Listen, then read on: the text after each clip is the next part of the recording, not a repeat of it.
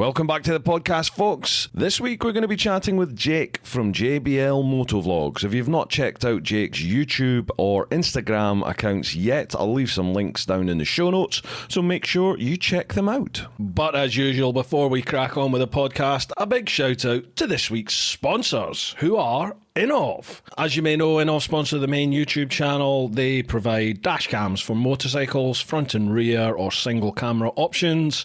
They have 1080 right through to 4K systems. They have a parking mode on them, so even when you're not with your bike, if this is activated, any movement of your bike will activate the camera, and they'll capture any suspects both audio and visually. The K-series are all Wi-Fi enabled, so they work with the Innov app, allowing you to view files, share them. They have GPS systems built in, which will actually plot your ride and overlay it over a sort of Google Map type scenario. Cracking bit of kit, folks. If you've ever been involved in an accident, the first thing the insurance company asks is there any CCTV? And if you have one of these systems fitted, well, you can say yes. Well worth having, folks. Make sure you head to innov, innovv.co.uk/TP1 for more information. Make sure you let them know that you came from me. Right, let's crack on with this week's podcast. Are you all right just to crack on now, pal? Or do you want to have a little chit chat before?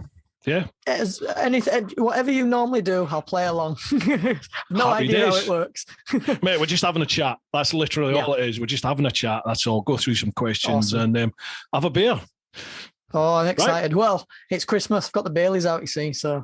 Happy days. Right, we'll crack on. We'll get going with this. Folks, Welcome back to the podcast. This week, we've got Jake from JBL Motovlogs.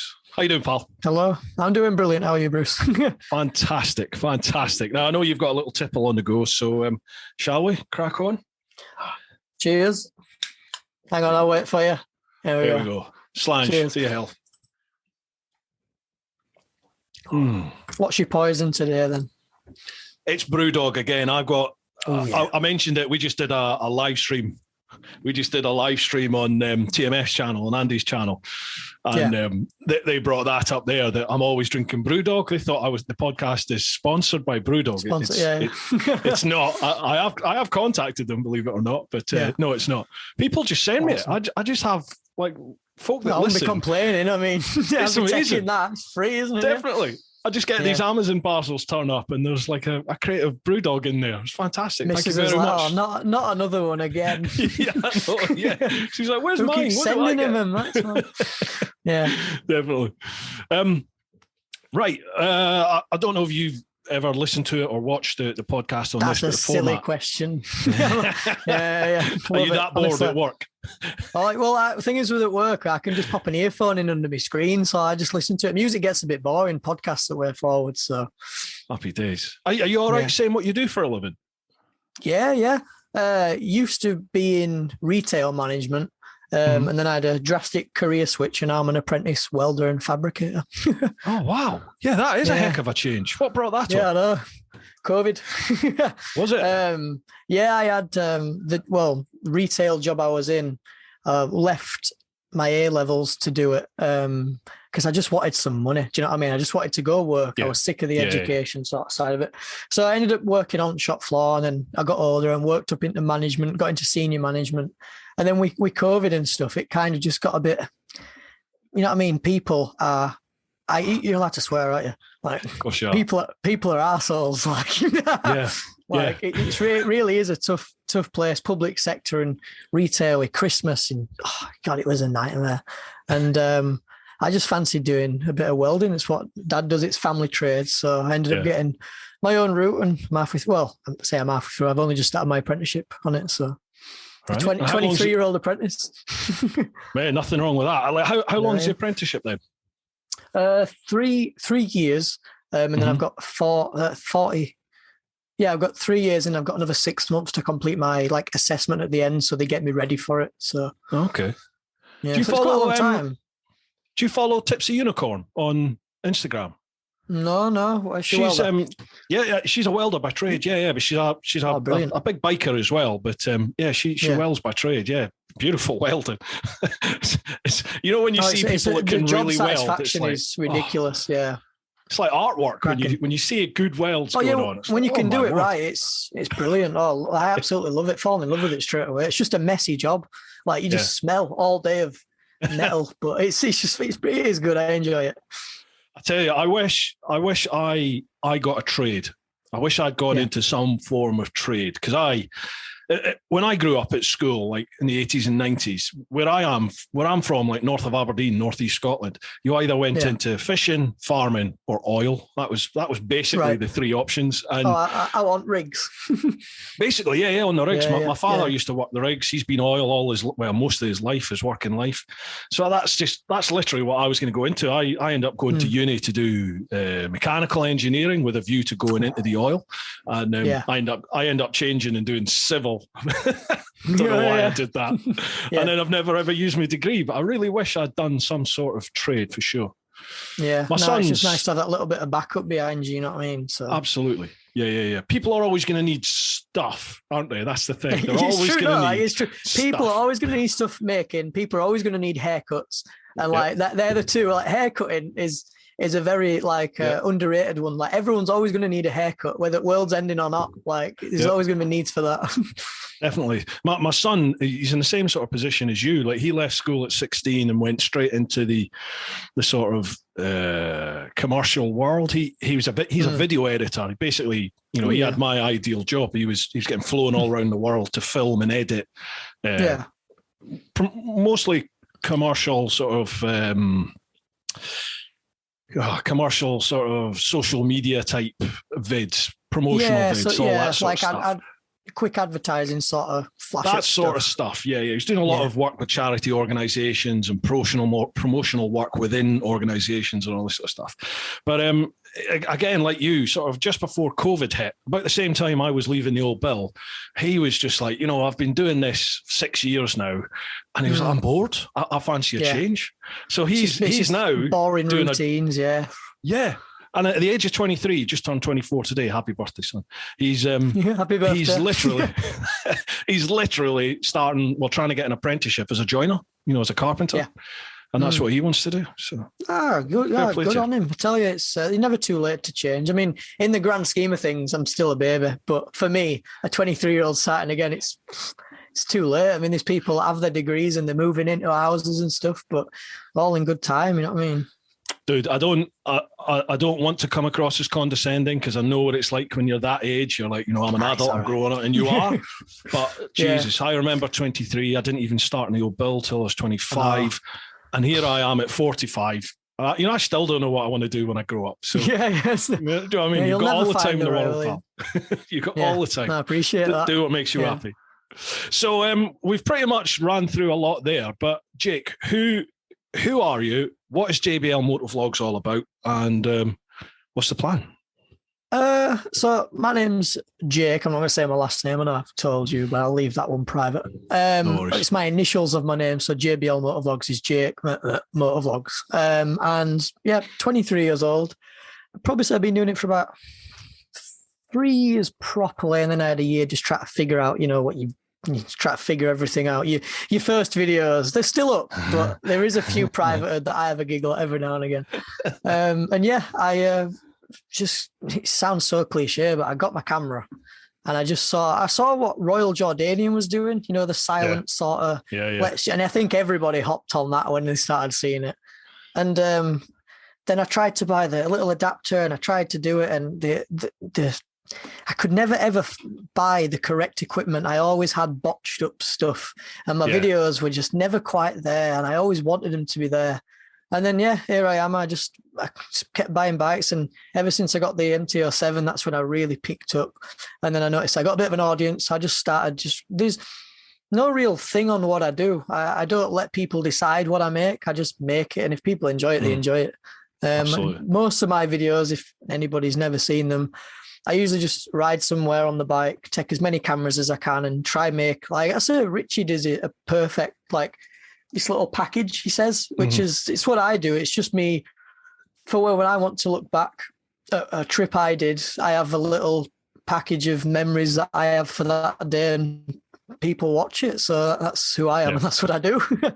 Yeah, definitely. That's a really good point. That is about making content that you want to make and not trying to please everyone else. Because I've definitely fallen into a little bit of a trap of that of late. I've definitely felt a wee bit lost of late. Like, you know, like the bike reviews, they get good reviews. Sorry, they get good views, but I just don't enjoy making them. And I've said it umpteen times on here, the whole press pack thing when manufacturers launch a new model and they send you an email with all the information in. With all the info, all the pictures, all the vids in it. And then you see everybody just jump on it. Everyone releases the same video with the same content and they get great views. But I remember the first time I fell into that sort of trap was when the Gen 3 Super Duke announced, you know, the one with the fancy nerd light, and they were all the craze of, is it the 890, is it? And then we got both of them. And I made a video talking through it because I knew it'd get views. You know what I mean? You know it'd get views. I just didn't care. I just, I did care for the bike, but the whole video, I don't know if it's still up on my channel. If it is, I won't take it down, but it was so forced. Like, I didn't enjoy making it and I didn't like editing it, and I knew what it was going to pull in. And then ever since then, you get the emails. Like I had one from Triumph about the new, that one, whatever. And it's like, there's so many the Bennett's and MCN, they fire on it. It's like, you're just another fish in the pond. What's the point? Absolutely. Yeah. You just do I'll just do my thing and whatever. Definitely. And as you said, it might take a little bit longer to attract your community, but you'll attract people who sort of invest in you and your content, and they become almost like a better pedigree of audience because they'll watch the vids. You're not the disposable video anymore, are you? You're more of the, so-and-so's uploaded.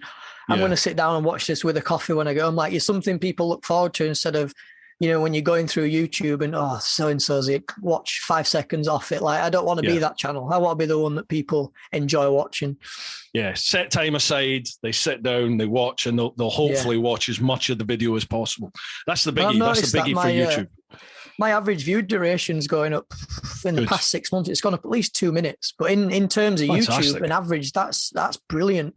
Hence why my videos are getting longer, because I know people are watching for longer. So I just try to keep that consistency of quality through the video, and obviously it's paying off. So nice one. I've been dabbling around with the length of vids because I've done stupidly long videos right down to as short as I possibly can make them. And for me, I think from my channel, I think the sweet spot is around that sort of 15 to 20 minute mark. Well, ultimately 12 to 15, but I can't really get a trip. I struggle to get a trip vid below 15 minutes, but you know, if you can get around about that 15 mark. So that's the thing. If you really care about what you've captured, I mean, I've fallen into that trap before. It's like, I'm going to have to cut all this stuff out that I don't want to cut out just for the sake of people. I don't know. I don't know why you do it, but I've just sacked that off now. I mean, when I look back, I don't want to not remember the stuff I didn't see just for the sake of someone clicking on it in that period of time. Yeah. Silly to me. So, Do you watch like Casey Neistat stuff or Peter McKinnon stuff? Yes. I love Peter McKinnon. Right. I learned everything from that man. Absolutely. Yeah. It's a fantastic channel, isn't it? Really, really good. And before him was, I don't know if do you know Casey Neistat? Have you ever seen his stuff? Yeah, in New York with his glasses and the drone. And then they did. He was like the sort of first one that really vlogging took off with him for sure. But he's always said story is key, and I'm definitely beginning to. I think I'm definitely beginning to try and focus on that when I create my vids. And that, as you just said, you'll have all this content, won't you, that you've attached all your memories and feelings to because you remember what was going on. But I tried to look at it from the viewer's point of view. And the scenes and all sorts. But I tried to look at it from the viewer's point of view, in that I'm still working on this for sure. But when the viewer watches it, they don't know any of the backstory. They just know what's presented to them. So like if I'm trying to cut stuff out and I'm thinking, crap, what can I cut from this? I try to sort of just think, right, well, what tells the story and what's fluff? And it's hard, isn't it, to try and cut it away? Yeah, I mean, there's times I've been editing and you know, I mean, you've been out on bike for a day and there's parts of it where you're just chatting shit, you know what I mean, to yourself. Yeah. And then it gets through to editing, and you even if I'm watching it back and I'm getting bored, then people are really going to get bored of it. Yeah. And there's sections where I'm editing and thinking, God, I just didn't shut up for ages. And I'm chatting nothing. It doesn't mean anything. It's just there in case I need it. You know what I mean? Yeah. But it's like disposable sort of content, but there is some stuff I've deleted that's thought, what were I even talking about? Like, singing along to songs and all sorts. You forget your recording. Do you talk in a rhythm at all? Oh, how do you mean? Like, I'm conscious when I'm filming. I'm conscious that I use the jump cut style. You know, so I sort of jump cut through my footage. But I'll know that if I'm having a conversation, if I'm chatting about something, then I'll maybe say 2 or 3 words, and then I'll leave it a minute or two. And then I'll carry on the conversation for another sort of 5 or 6 words. Cut sort of thing. Yeah, just so I can cut it all together. And it's the screen's constantly changing, like every. Well, they always say no more than 10 seconds, don't they? So ideally, I tried 3 to 6. I tried that once, and I know a lot of people have noticed it, but in my videos, I tried to have it flow is the word. There's no sudden cuts or changes. Gotcha. I tried to flow everything, even between a jump cut, little stuff like. I pull you edit in Final Cut, don't you? Is it? I do, yeah. So I'd detach the audio from both clips and I'd fade them underneath the jump cut. Yeah. So even in your head, it smoothly transitions. Yeah. But even if there's a jump cut where if I'm going down the road and there's wind blasting and then I go into another corner and the wind it's silent and then wind blasting again, in my head's like, whoa, no, let's fade that. And everything flows in my videos. So no, when I'm on the bike, I just don't think about anything. I just do my thing. I enjoy my day, and then I stress in the office. Like that's where I stress. Gotcha. I've noticed that. I was watching some of your vids the other day, and I noticed you use the J and the L cuts quite a lot. What you're saying when you're overlapping audio, audio from like the preceding or forthcoming clip. Yeah, I've noticed you doing that. Yeah. Do you know a very quick way to do all that, to fade the to have the audio transfer smoothly into the transition, next one? Transition. I couldn't remember the word. Yeah. When you detach in Final Cut, when you detach the audio, if you just highlight all the audio clips and then go into transitions and hit, I think it's fade. Is it fade? The first one, the top left one. It's cross dissolve. You can. I didn't know you could put a transition onto audio. You can, and then what you need to do is you'll have to individually click. You can just hold Control down and you can like mass click on them all, but click all those transitions in the audio, and then if you do Control D, that will allow you to alter the duration of the transition. And I found anywhere between 15 and 20 is the best one on that. So type 15 or 20, and then you just have to have a little listen, because it will use a little bit of the next clip and a little bit of the one before, and it will sort of cross fade into the two of them. And make them. The thing is, that's the thing with videos. It's something when I watch people that are starting out motovlogging and stuff, like they focus too much on the video, but I think it's 70% audio. Absolutely. Honestly, if you have terrible audio, not even bad quality, just if you don't focus on your audio, then the video is pointless. You could have a 4K GoPro 10, brand new one, doing fantastic round the track, ND filter looking amazing. If the audio is trash, you'll be straight off that video. Boom, it's done, isn't it? It's done. Yeah.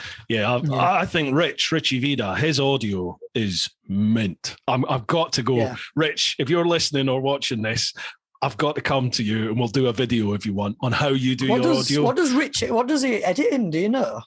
God, I can't remember. So is it Sony Vegas or is it one of them? Might be. The older ones? It could be. They all use something different. Like Rich, Lamb Chops, and TMF. I think they all use something different. I think I'm the only one on Final Cut, I think. Yeah. Awesome. But his audio is important. Definitely. Right, dude, how about we start on the questions and then see where it takes us? Brilliant, no issues. Let's have a go. Let's see what people have thrown at us today. Right. Well, as usual, we'll head over to the clan on Patreon. So it's patreon.com/TeapotOne. First one, Rob Bignell. Great to see you back on the podcast. Question to you both. Well, sorry, that was to me because the podcast has been a bit hit and miss of late. Cheers, Rob. A question to you both. What would you like the government to do to encourage more people onto motorcycles, as we cause less congestion and are way less polluting than other forms of transport? Keep up the good work. Good question, man. That's a good question. Go on, Em. What's your thoughts on that? What would I do to help the government?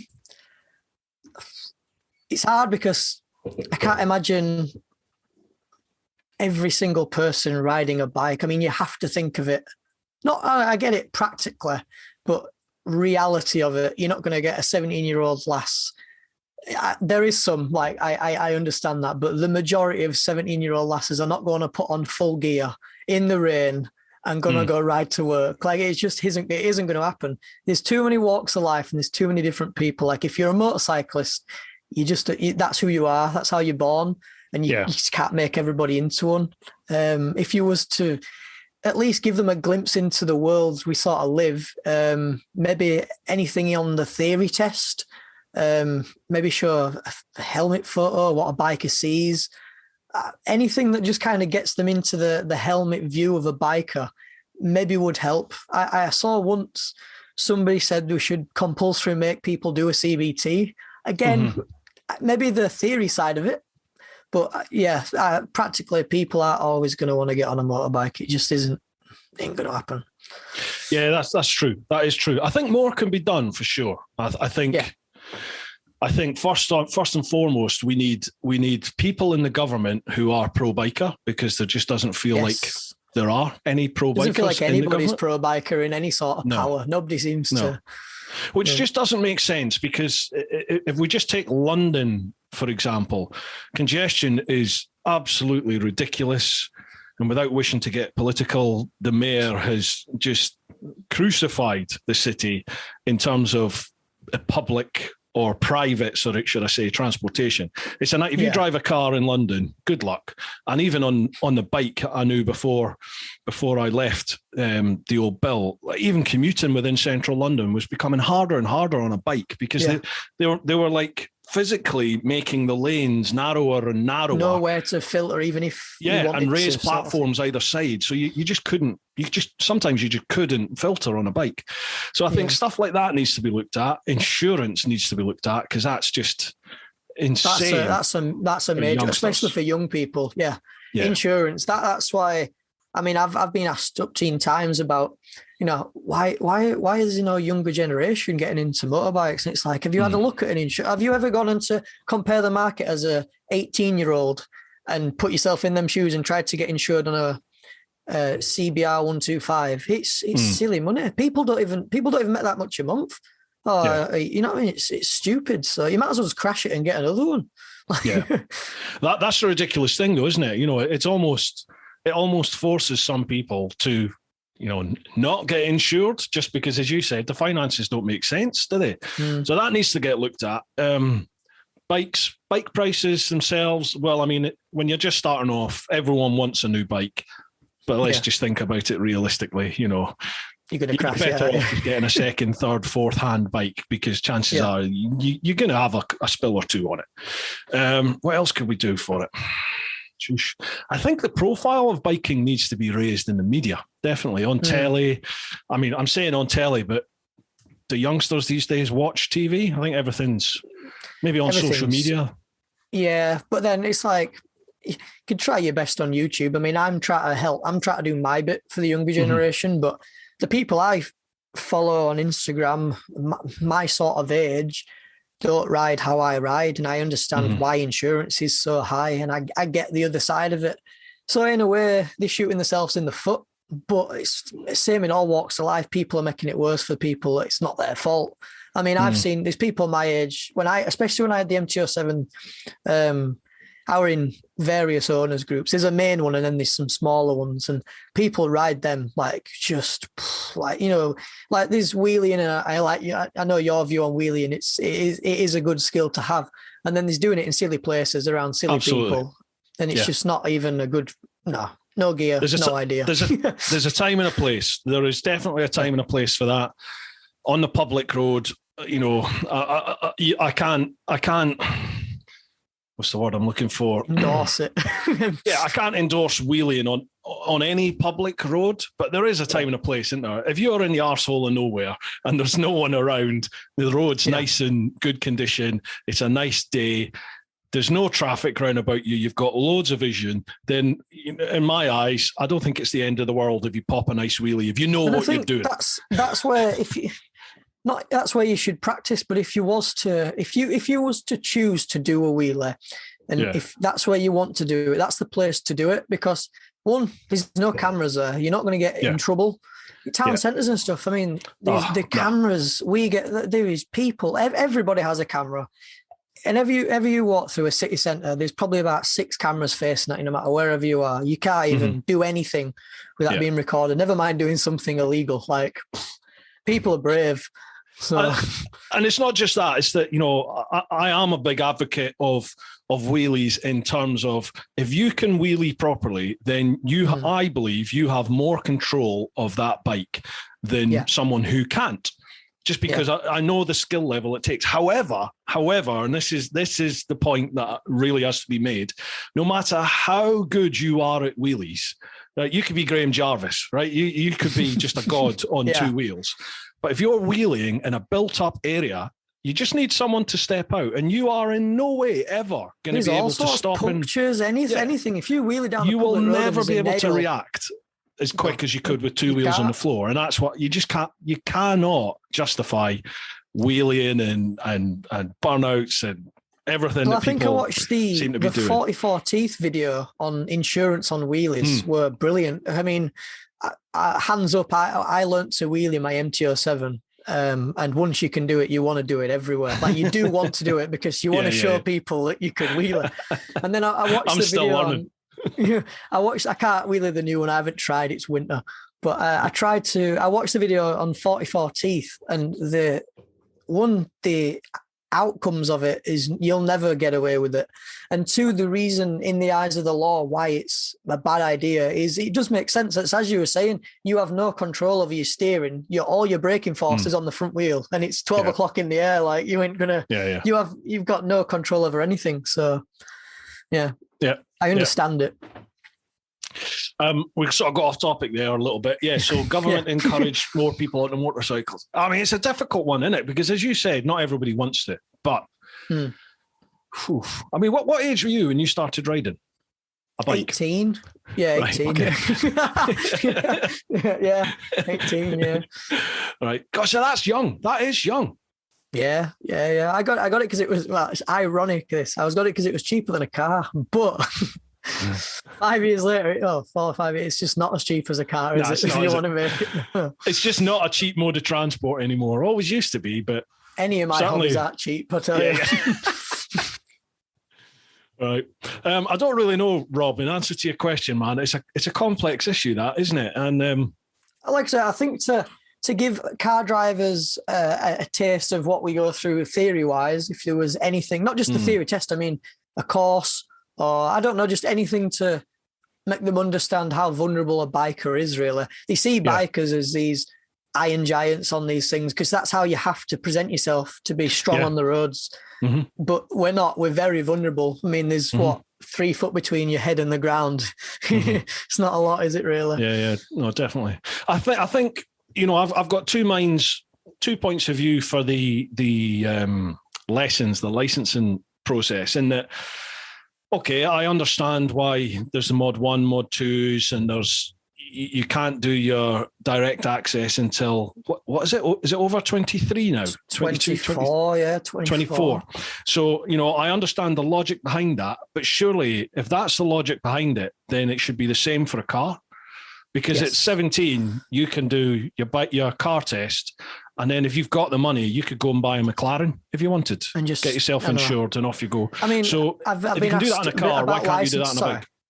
Sorry, I've been asked about licensing before, and it really is just it annoys me, motorcycle licensing, and I'm really glad I don't have to do any of it again, because I've seen it all from 18 to now. I had to do it all, and the amount of money I've spent on the DVLA getting my bike license is just I mean, you'll only get a big bike if you really want to buy a big bike. Like, you can't just go and, I'll try motorcycling. Like, you've got to be all in, or you've no chance. Yeah.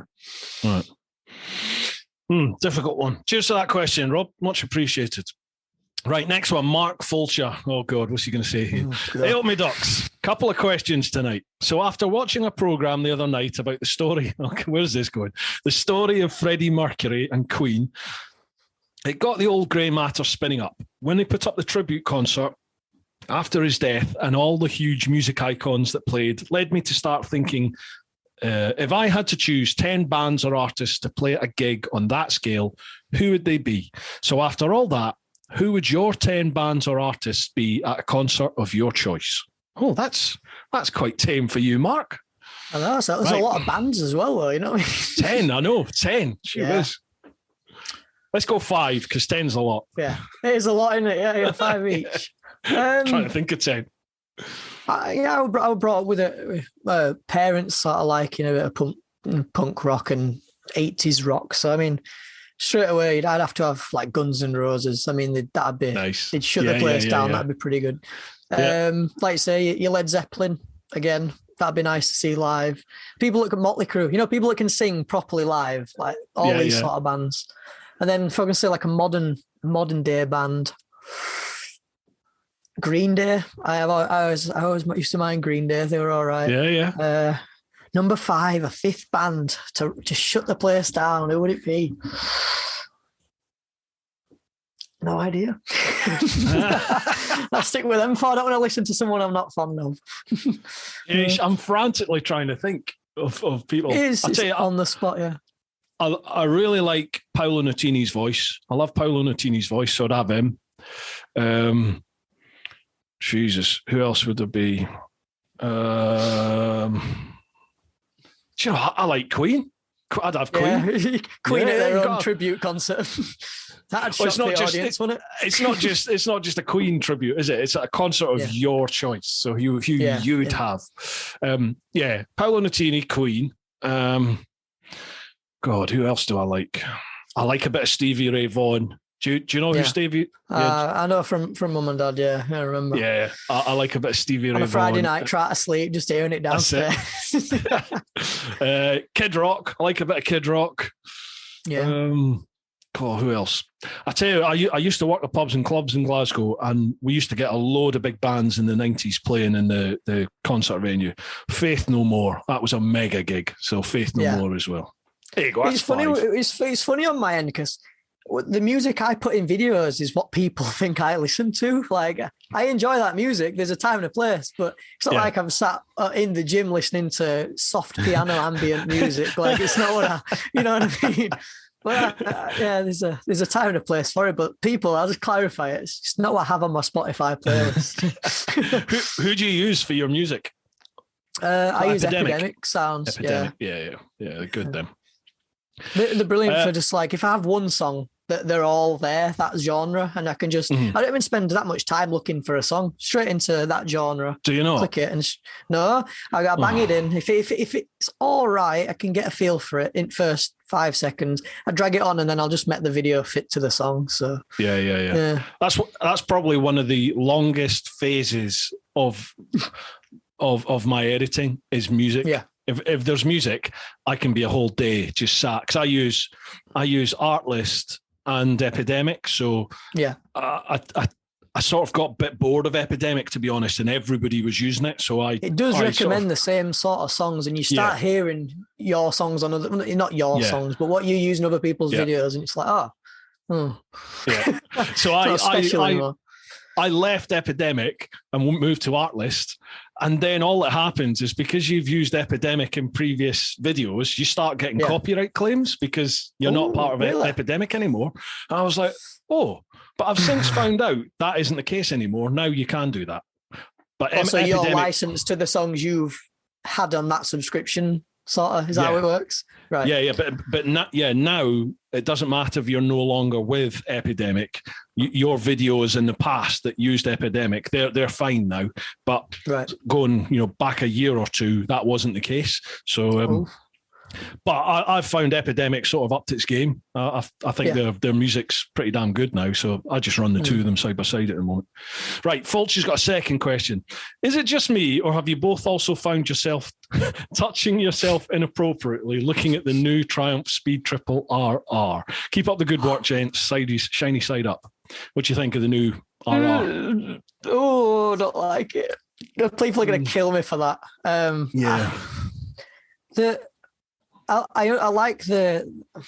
like what Triumph are trying to do. They stand out, you know what I mean? They're that premium sort of retro kind of vibe. But then the new, is it the Speed Triple? That's the big one, isn't it? I get the Street and the Speed mixed up. So the new Speed Triple broke through that barrier, I thought, and it looked gorgeous. It fit in finally with these new hyper nakeds. And then when I saw them announced that, I thought, this is going to look epic. Like, this is going to be the next H2, this thing. And then I just saw this, like, dustbin fairing, and I was like, back end of it's really nice, but I'd like to ride one, but it's not my cup of tea, I'd say. It's a nod to that sort of retro styling, isn't it? On the fairing, it's It reminds me a little bit of like the Super Veloce, the MV Augusta Super Veloce. I don't know. That front end is it's like an R9T sort of BMW kind of front end. It's It's not a sports bike front end. That's what I never really understood. Like, have you ridden the new Speedy, the 1200? Speed Triple? No, I've never ridden any. I had an email. I contacted a Triumph the press guys, because I know they're really good. They're kind guys. And I had a lot of back and forth emails, and I organised to get the Trident, because when I had the MT-07, the Trident come out, and it was like to head against the MT-07. And I still have it somewhere to currently be sent out along with the Street Triple and the Tiger 800, but I'm probably thinking it'll be next year now. But still interesting to ride them. But I haven't ridden the big one though. Yeah, Triumph they are probably the one manufacturer who, head and shoulders above the rest, I'd say, are really embracing social media. They're all starting to come on board, but Triumph is right on it. Yeah, I mean, you just everyone seems to be getting the Triumphs, and they're really pro anyone that's got any sort of social media presence, for sure. It's nice, the new 1200, but I just found it a little bit more committed a ride than the 1000. I actually, for the road, I preferred the 1000. Which is weird, because I thought I would prefer the 1200, but it's just, but more power doesn't always mean a better bike. It's all personal preference. Whoever's watching this, it might be the best bike in the world to them. It's just, it's not for me. That's all it is. No, I get you. It's very personal, isn't it? Pardon me. Right, next one. Ollie Rai. Gents, how are we doing? I have, would you rather, one, you don't have access to vehicles. Would you rather run everywhere at 100 miles an hour or fly at 10 miles an hour? Oh, that's a good question. It is, isn't it? Run everywhere. But putting aside my fear of heights, I'd still like to fly, because you'd see so much more definitely. than you'd think. Like that. To be honest, that's quite an easy question, actually. Yeah, I'd fly everywhere. Is it though? Because if you can only fly at 10, do you not think you'd get a little bit bored? I know you're flying. Yeah, because if you were to go home and back, like that would be the same flight every day. Yeah. Yeah. And what if like there's a big fuck off eagle that's taking a fancy to nipping your bollocks? You can't outfly them at 10 mile an hour, can you? Then again, running at 100 mile an hour, I mean, I'm not very, I'd hit something. I know. I'd be straight out and drive, bang, straight into a lamppost, like Coyote Wilds. And you never see anything either. At 100 mile an hour, you're not going to see everything, are you? I mean, for work, it'd be nice to get out of bed 2 minutes before and just straight to work. I mean, that's what a bike's for. Brilliant. That's a good question, Ollie. Yeah. I think it would be fly, because everyone wants to fly, unless you're scared of heights. Yeah. He says, keep up the amazing work. Cheers, Ollie. Thank you very much. Thank you. Next one, Charlie Callard. How you doing, Charlie? Evening, gents. Hope you're both well. Hopefully get to meet you Sunday, mate. Apologies if I'm like a kiddie schoolgirl, but it's not every day you get to meet your favourite vlogger. Charlie, look forward to seeing you on Sunday, pal. Good man. Are you coming to the NEC? Jake? I'm there on the 11th, so it's a week on Saturday. I'm going on the later. I got it as a birthday present off my father and mum and father-in-law. So brilliant, nice one. Yeah, good. That's that one. Me and our lass straight to there. Nice one. I'm looking forward to it this year. I think some people are going to be put off with this latest incarnation of the plague, but I don't know. Hopefully, it'll be nice and busy. I'm looking forward to just almost a semblance of normality. Bike is a bike, because we've been locked in for ages. We'll go see some new bikes. Right, Charlie's question to you both. Right, it's Walking Dead zombie apocalypse time. Shit's hit the fan and you've got to grab any bike and head for safety. What are you riding and where are you riding to? There are boats going to and from off this island to Europe. So what are you riding and where are you setting up camp? Okay, any bike, any place. What you taking and where you going? In a zombie apocalypse, yeah, you'd have to go somewhere pretty scarce, wouldn't you? I'd just take my bike and I'd just head north. I'd head up into the backside, the arse end of nowhere in Scotland, just anywhere up there, because there's nobody there. The fact, if you're going to see a zombie, then you're going to be able to take it. You know what I mean? There will be when there's a zombie apocalypse. Everyone's going to head there. Yeah, well, it's a good question, actually. I think I'd still go up there. I'd try to find a field with nobody in it. I think if you were to jump on, I think you've always got to go. People say go north, but then if you go south, it's warmer. So if you go north, there's less people. I'd just go north, sod it. Just see where I end up. Take it as it comes. You know what I mean? Yeah. Right. I'm gonna put a sensible head on here. Right. I am gonna go south because if you go north, what in the winter? In the winter, there's going to be less things to hunt. Yeah. You're going to be confined to some sort of location. Like if you build a shelter, you've got a shelter to stay warm, and you're going to have a lot of food in reserve for the winter, aren't you? So therefore, you're stuck to that location. You're easier to find. If you go south, you can roam around. You can be, yeah. You can be a bit of a mainland? Would you go into Europe or would you stay? No, I'd go into Europe. I'd want to be south. What about Isle of Man? You take a trip to Isle of Man, you'd be all right there. Yeah, but that's bleak. That's bleak in blooming June for the TT. The only thing is, if you go into a small island, like, you're screwed, aren't you? Really, because there's no way off it. Everyone. No, exactly. Yeah, south's not a bad shout. I want a big landmass. I want somewhere where there's lots and lots of animals. Somewhere that's near the sea. Somewhere that's also built up a big sort of access to a big city, because big city's going to have loads of shitty food that won't go off for about the next 5,000 years. Just go to Hull. Go sail on Humber. You'll be all right. Where would I go? I'd go somewhere like the south of Spain, somewhere down there, I think. Oh, yeah. It's hot, it's warm, it's built up. You can get up in the mountains when you need to. There's great roads to enjoy. Some good vantage point. See the hordes coming your way. Yeah. There's lots of fire tracks in which case, if I'm doing that, everybody is going to hate me here. But I'm going to take the GS because I can go off-road on it. I was thinking that in the first place. Like, you've got the off-road capabilities, you've got the long miles, big tank. It's the perfect bike for a zombie apocalypse. It is. And then again, if you wanted to, where the crash bars, I could put spears on it and just... There you go. Straight through people. I would have said the KTM Super Adventure S, but it's KTM. It's going to break down in it. So I would rather have a little bit more reliability. The thing is, though, the noise on that KTM would attract undead. It would wake the undead, and it'd be. You've ridden the Super Duke R, haven't you? I have. Oh, what a bike!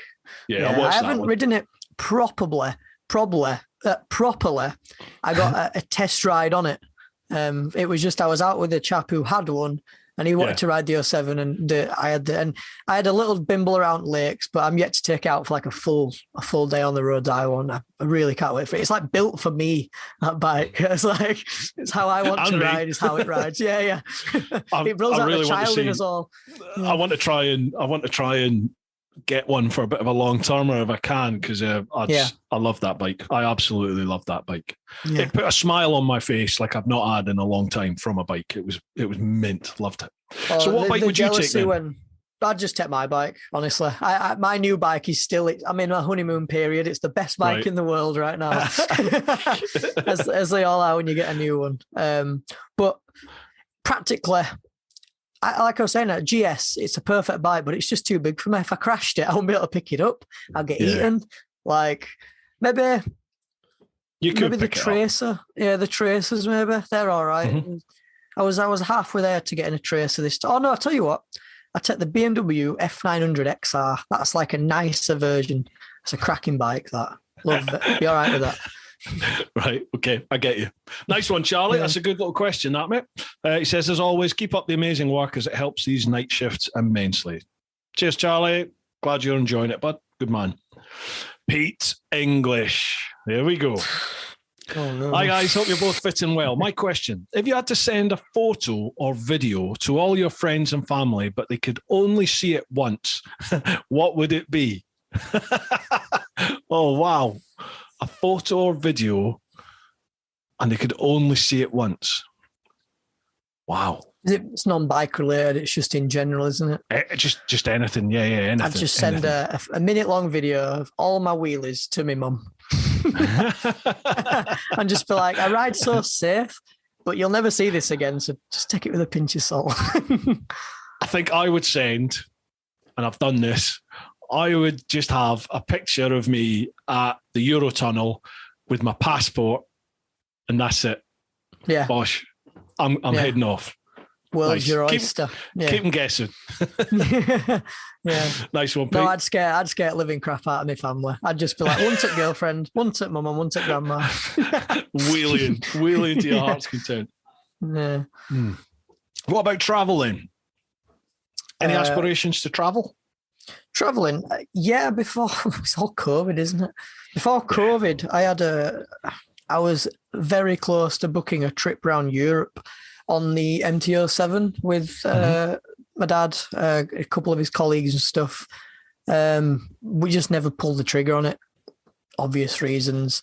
But as for next year, sort of short-term things, instead of doing these longer trips, what I usually do with my holidays, because I work, I have to balance my time off with family holidays, biking. You know what I mean? Like I can't just be selfish and take all my holidays for motorbiking. So next year, I might just start doing weekend trips, longer weekends maybe, because I finish on a half day on like a Friday. So I'll set off on Friday, summertime, down to Wales, maybe down south. A weekend, it's a cheap weekend. You see a lot. I don't mind doing the miles. So I probably just explore as much as the UK as I can. And then maybe, like I say, I've stepped down in wage. So until finances improve, that's when I'll start probably going abroad and stuff. So Got you. I think a lot of people for sure seem to almost, they put a mental block on long distance travel on a bike. They're just like, I can't do like 400 miles in a day. I can't do that. 500 miles. Bollocks. Of course you can. If you take the mindset that, okay, I want to go to Wales, or I want to go to Scotland, or, I want to go to this place. But in order to do that, I'm just going to have to sacrifice half a day or a day. Just get there. Yeah. You can do it. You just jump on the motorway, boom, you'll get there. Set off earlier and get there later. Well, exactly, yeah. And if you've got the luxury of time, take the twisty route, just whatever. Yeah. But you can do it. I mean, Jesus, I rode to blooming Switzerland in the day. You can do it. You just sacrifice it, get down there, and then you've got all of that to play with once you're down there. Yeah, you've got your time then to do your stops, then to do your vlogging if you are filming it. Like, Scotland and stuff where I am, I know it's really far up for where you are, but for me, it's still a stretch. It's a good 5 hours to the border sort of thing. And it's like when I did my Isle of Skye tour, I give myself 2 days more than I did the previous year. But in the first day, I just hammered the miles. It was horrible. I really didn't enjoy it. But when I got there, I had so much more time to stop where I wanted to stop and look around. And you really thank yourself in the end, but you've just got to put yourself through that little bit of pain just to get up there. Yeah. I get asked all the time, how do you do like the endurance riding? How do you do 1,000 miles in a day or all this sort of stuff? I still don't know how you did the Sinis one. That was. Honestly, it nearly broke me. That's probably, I would say, physically And maybe even mentally, that's the hardest thing I think I've done on a bike. It was the sleep. You know, when you slept on the bench. Oh yeah, did you not feel vulnerable? Like, no. I could have not done that. Good luck if you want to do anything. I remember watching that with my missus, and she was like, Bruce is mad. He's mad. He's like, but then again, she went, if I'd have seen Bruce sat on a bench asleep, I don't think I'd have approached him either. Nobody comes anywhere near me. Yeah. It was one bit. Fair play to you. I literally in Wales, after I'd done St David's, I was really knackered. I was really cold and I was really knackered. And I was in the middle of like a tiny little village in Wales. And there's a petrol station. I thought, all right, I'll get a coffee, but it was all shut. It was I got there and it was just closed, and I was like, I've got to stop because I'm going to fall asleep on the bike if I don't. This is ridiculous. So I ended up in the pissing rain, literally just like going round the side of the petrol station and just lying on the ground and going to sleep. But when you're tired, you'll do that. And you only need like it's a 20 like minute, it's like when you're drunk, isn't it? You can sleep anywhere when you're drunk. So yeah, I suppose. And you don't care about the consequences or who finds you. You just want to go to sleep. Well, yeah, I mean, what's the worst that could have happened? Well, somebody comes along and maybe tries to rob you or something. But a good fight will keep you warm, won't it? So no, I mean, I try to see the good in everybody. I know that could be a little bit naive at times, but I do try to see the good in everybody. Most people out there are. When push comes to shove, most people are decent. Good people. They are. I agree. Yeah. I totally get what you said at the start about, people can be arseholes. They totally can. When you're a public servant. Yeah, in the right circumstances, but people are nice. Yeah. It's contradictory, but yes, they are. Yeah. When you find yourself in a time of need and you're in genuine need, the vast majority of people out there, I think, recognize that. And if you need some help, they will do what they can to help you. I would say most people. It's like when you're stuck at the side of the road with an issue and people, how many people do you get to stop? And you're all right, bud, this and over. Yeah. People understand that. It's compassion. Definitely. And I've said this on this podcast before. I met a chap in Japan who totally came to my aid, Pete Wilkinson. Awesome geezer. I crashed in Japan and I was with a couple of his mates and they were like, don't worry, our mate's got a truck. He knows his way around spanners. We'll get him out. And he literally came, picked me up, and I lived with him and his family for like 3, almost 4 weeks. And he was just an amazing guy. And I'll never forget, like, just living with him for that time, and we'd be out driving from place to place, getting bits for the bike and stuff. And he would always, if he saw anyone stopped at the side of the road, even on the motorway, anywhere, he would pull over and he'd jump out and he'd be like, you all right, mate? Can I help? Do you need a hand with anything? And I just thought, that's a great attitude to have. And I try to do that myself now when I can. Yeah, definitely. Yeah. Well, I think that's, if you see something like that, sometimes you feel you not need to do it, but you just think that's a good trait to have that. I take it on board. Sort of stuff you see. I mean, there's all sorts of stuff you see day-to-day life. Think, that were kind. And then next time the opportunity arises, you end up doing it because it's how it is, isn't it? You're a human. Yeah. I've become a bit of a hippie as I've got older, and I firmly believe in karma. I think, you pay it forward and it'll come round again. Eventually it comes round, and, if you've been good to people, that gets paid back to you at some point in life. It comes back. And if you've been an arsehole, prepare to get a boot in the nuts. It'll come back. It's coming. Yeah, it will come, definitely. Right, next one. Cheers for that one, Pete. Next one, Mark Keenan. How do? Question. What is the sexiest and least sexy name for male and females? Jake's obviously the sexiest. So, cheers. Thank you. I'm really Richie in love told me with to say Bruce. No, I'm joking. Richie. I still at the end of that, brilliant. Least sexiest and sexiest. God.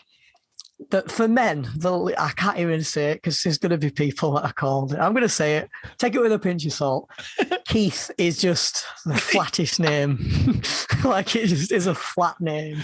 Does it not get you hard? Keith doesn't get you hard. It just keeps me like a sock, you know what I mean? Keith. Sexy names. You've got to go with a stereotypical, like, American, haven't you? Like Chad or Tyler or something. Joke. I hope somebody's watching. Oh, this is going in the trailer. Brilliant. It's all right. Yeah. I like Chad. Yeah, I'm really into Chad. For women, it's like women. So yeah, but I've got to admit, right?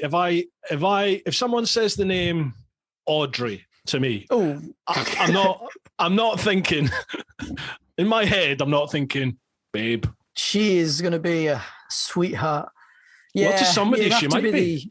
There's like you say, it's always. Yeah, I think you've got to think of the older names, haven't you? You've got your Deirdre. It's not. Yeah. Deirdre. What's the other one? I had a lady live next. Edna. That is not a sexy name. No, it's not, is it? No offense to anyone that's named nice, by the way. I tell you what, if the chances, if somebody's watching this, a lady called Edna, then fair play to you. Send your pictures to Jake and he'll. I'll share them on my Instagram. In fact, I tell you what, hands on heart, if there's a lady called Edna watching this, I will find where you are, come to your house and take a photo with you. Because that is a very rare. Wow. Yeah, I know. Yeah. I don't know for sexy female names. Of course, sexy female names. Oh, I mean, my current crush at the moment, I've got two. There's Noel Best. Do you like Black Rifle Coffee? Never heard of it. Right. No, one of the guys that owns Black Rifle Coffee is a guy called Matt Best, and his wife is a lassie called Noel Best. Beautiful. Ooh. Absolutely stunning. And then there's a CrossFit lassie called Del Spiegel. I think her name, Denny Spiegel, or I think it's Del Spiegel is her Instagram tag. I think she's lovely. She looks like she'd kick my ass. It's a different name, though. Yeah. 7 bells are shite. Yeah. No, yeah. Any female names are all right, to be honest. Modern ones, they seem to be all right. Yeah. No, yeah, I can't really think of names that light the fire. Just names when somebody says them. But I can think of a few that don't light the fire. Alexandra's not a bad one. That seems to flows. Like, you've never seen a really bad-looking Alexandra. Like, that's... It's just when you call them Alex. Like, it's like, I don't... Yeah. No, don't be sexist. You're not allowed to be sexist in this day and age. Come on. You're a dinosaur. Get with the times. Cheers for that, Mark. Nice one. Mark is the top box guy. Have you seen the posts where people that make these little? Well, he's the guy that makes the dividers for the top box. That top box divider man, is that the one? That's it. That's him. That's him. Top man. Next one, Adam86. Hi guys, hope we're both well. Really excited to see this one as I'm a big fan of you both. Cheers, Adam. 2 questions. Firstly, Jake, as someone who's been through the newest motorcycle test, how did you find it? Do you think it's overcomplicated, or is there any benefit to the A1, A2 scheme? Were you ever put off, and do you think it's stopping younger people getting into motorcycling? Ooh, we sort of touched on that, but... Yeah, we've kind of covered it. I'd say being through it from the start it's expensive. It doesn't need to be that expensive. That is the main part. And I understand you rent the bike. I understand why it's expensive, but it is expensive for people that age. They need to think of it like that. The system itself, CBT, there's not. I enjoyed the CBT. It got me into biking. I understand that. So that's a very good thing that we do is a CBT. Maybe I think learner licenses should have a bit more power than a 125, maybe a 250. They are very, very slow, I think, especially when I rode the Sinis as well. Like, I enjoyed it. I really did enjoy it, but it's underpowered. Going back to it, I found myself in a dangerous situation sometimes where I remember my 390 would have probably got me out of them situations. Back to the licensing, A1, your A2 for your restricted license. Mod 1 and Mod 2 is fine. You get the off-road experience, the on-road, it's like a car. My issue with the current licensing system is for somebody that's been on an A2 license for 2 years, who has done the Mod 1 and Mod 2, to then go ahead and have to do it again for the same price on the same bike without a restrictor, just to get their license is beyond me. I don't understand. Like, is that what you've got to do? It's exactly the same test on the exact same bike without the restrictor on, exactly the same, and you've got to pay all the same fees just to get your test, just to get your full license from your A2.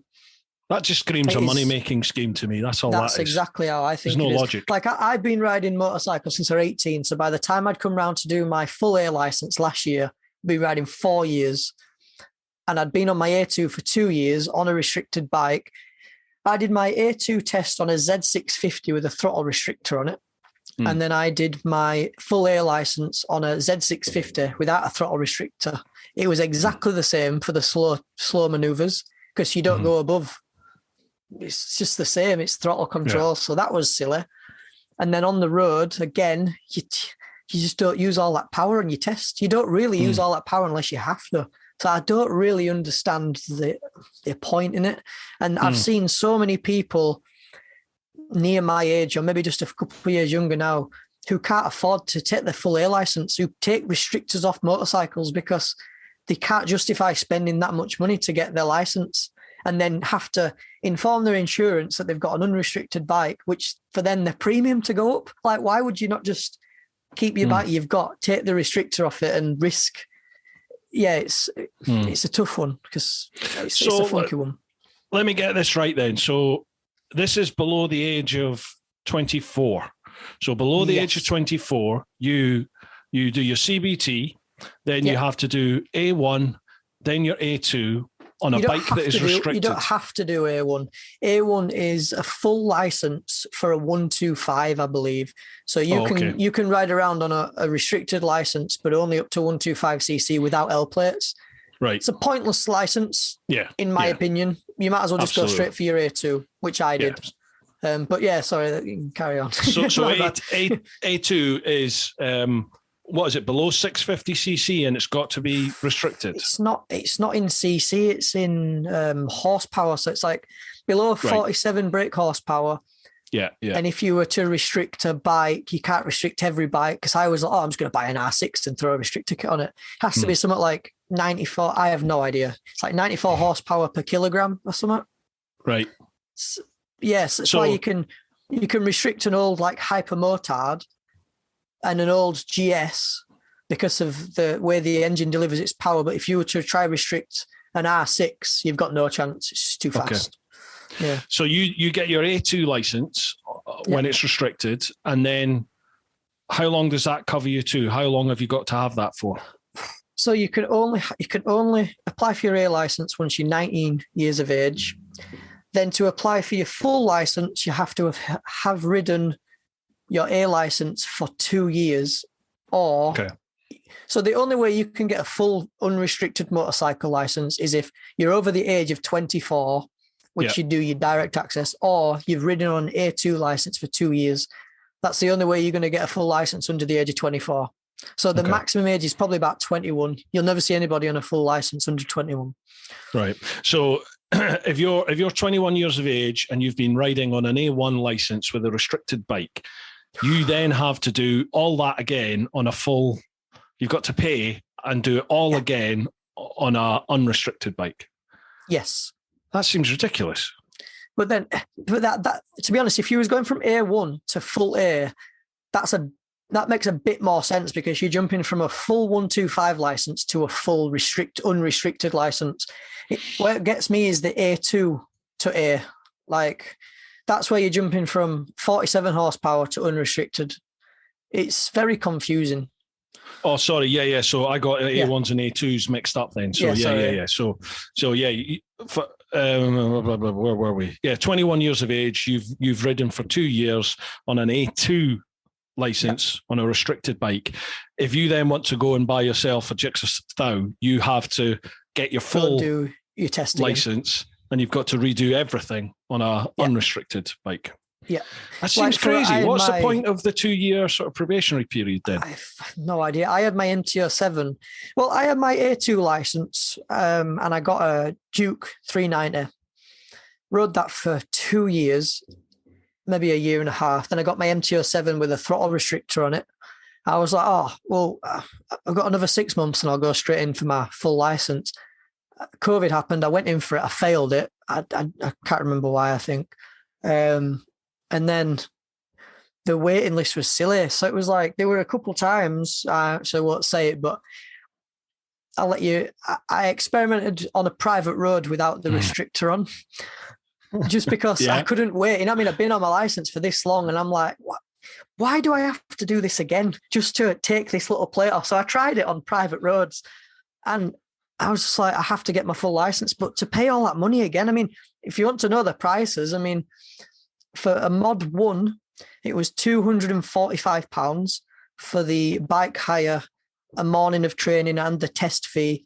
And then for mod 2, it was £295, again, for a morning of training and the test fee and the bike hire. So you're paying what, £600 twice? That's a lot of money. And to apply for your full license, you have to have a bike-specific theory test as well, which is different to your car test. That's right. Yeah. I mean, another £26.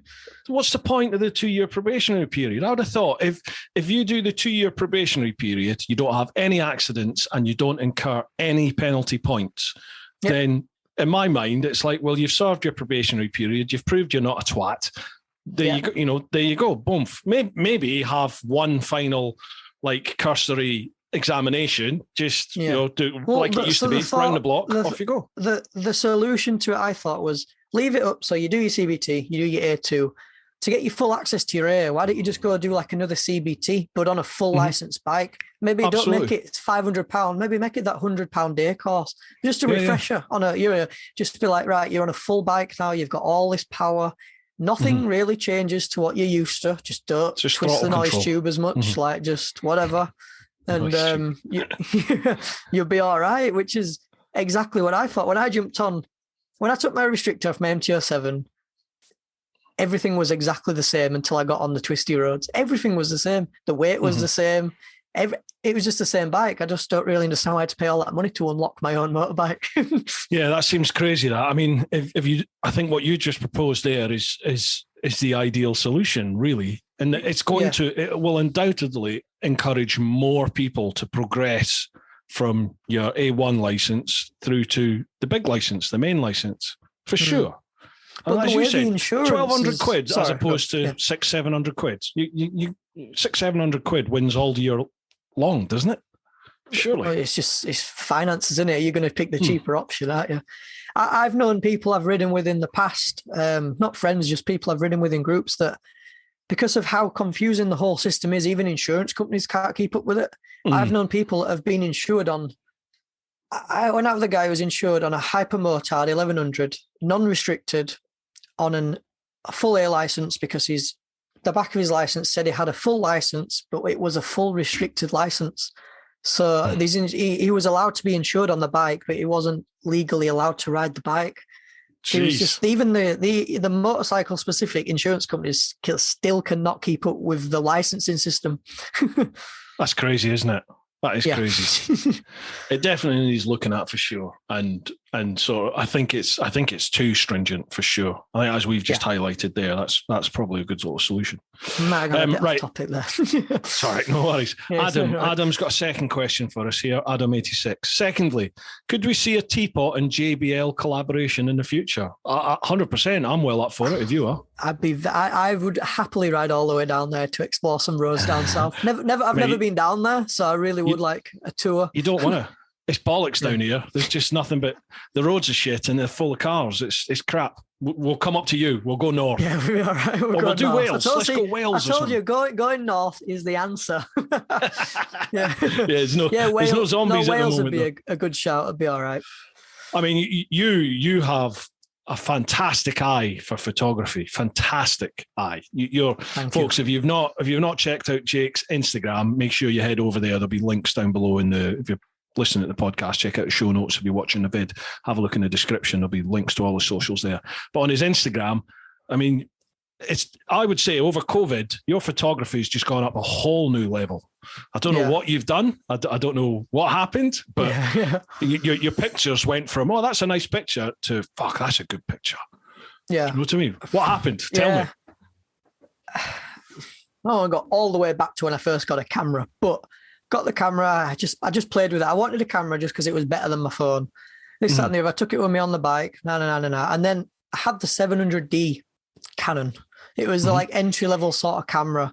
And it was kind of like your 125 cameras. You just got to learn the basics before you got on your super bike. And I thought, which one's that? I've been eyeing that up, yeah. What is it? I think it's the 650. Yeah. It's 650D, I think. No, 750. 750D. Does it have the flip-out screen and the kit lens on? It does, yeah. It's kind of exactly what I had. Well, I got the wider lens on this one. Yeah. Yeah. So yeah, I had before I got, and then I saw a post of a chap who lives in Leeds. Very, very small. He was just a wedding photographer, and he had a Tracer 700, and the clarity of his photos, I just could not recreate it. I just thought, I need that. I just need that. Like, you know, when you just want something. So I messaged him. I was like, what camera? What do you use? And he's like, I use a 5D Mark III. I thought, God, that's expensive. Jesus. Yeah. And then I thought, sod it. So I went on a used website and I picked up a 5D Mark III, and I went back on McKinnon's channel and I looked over camera basics, 1, 2, 3, 4. Got no else to do. So, and then the Canon, it came, and then I bought a lens for it because when I were in retail, I were on half decent money for my wage. You know what I mean? For my age. So I bought a pretty decent lens. I got a 24-105, and I just started snapping photos of nothing. But where the magic come in was I spent so much time learning Lightroom.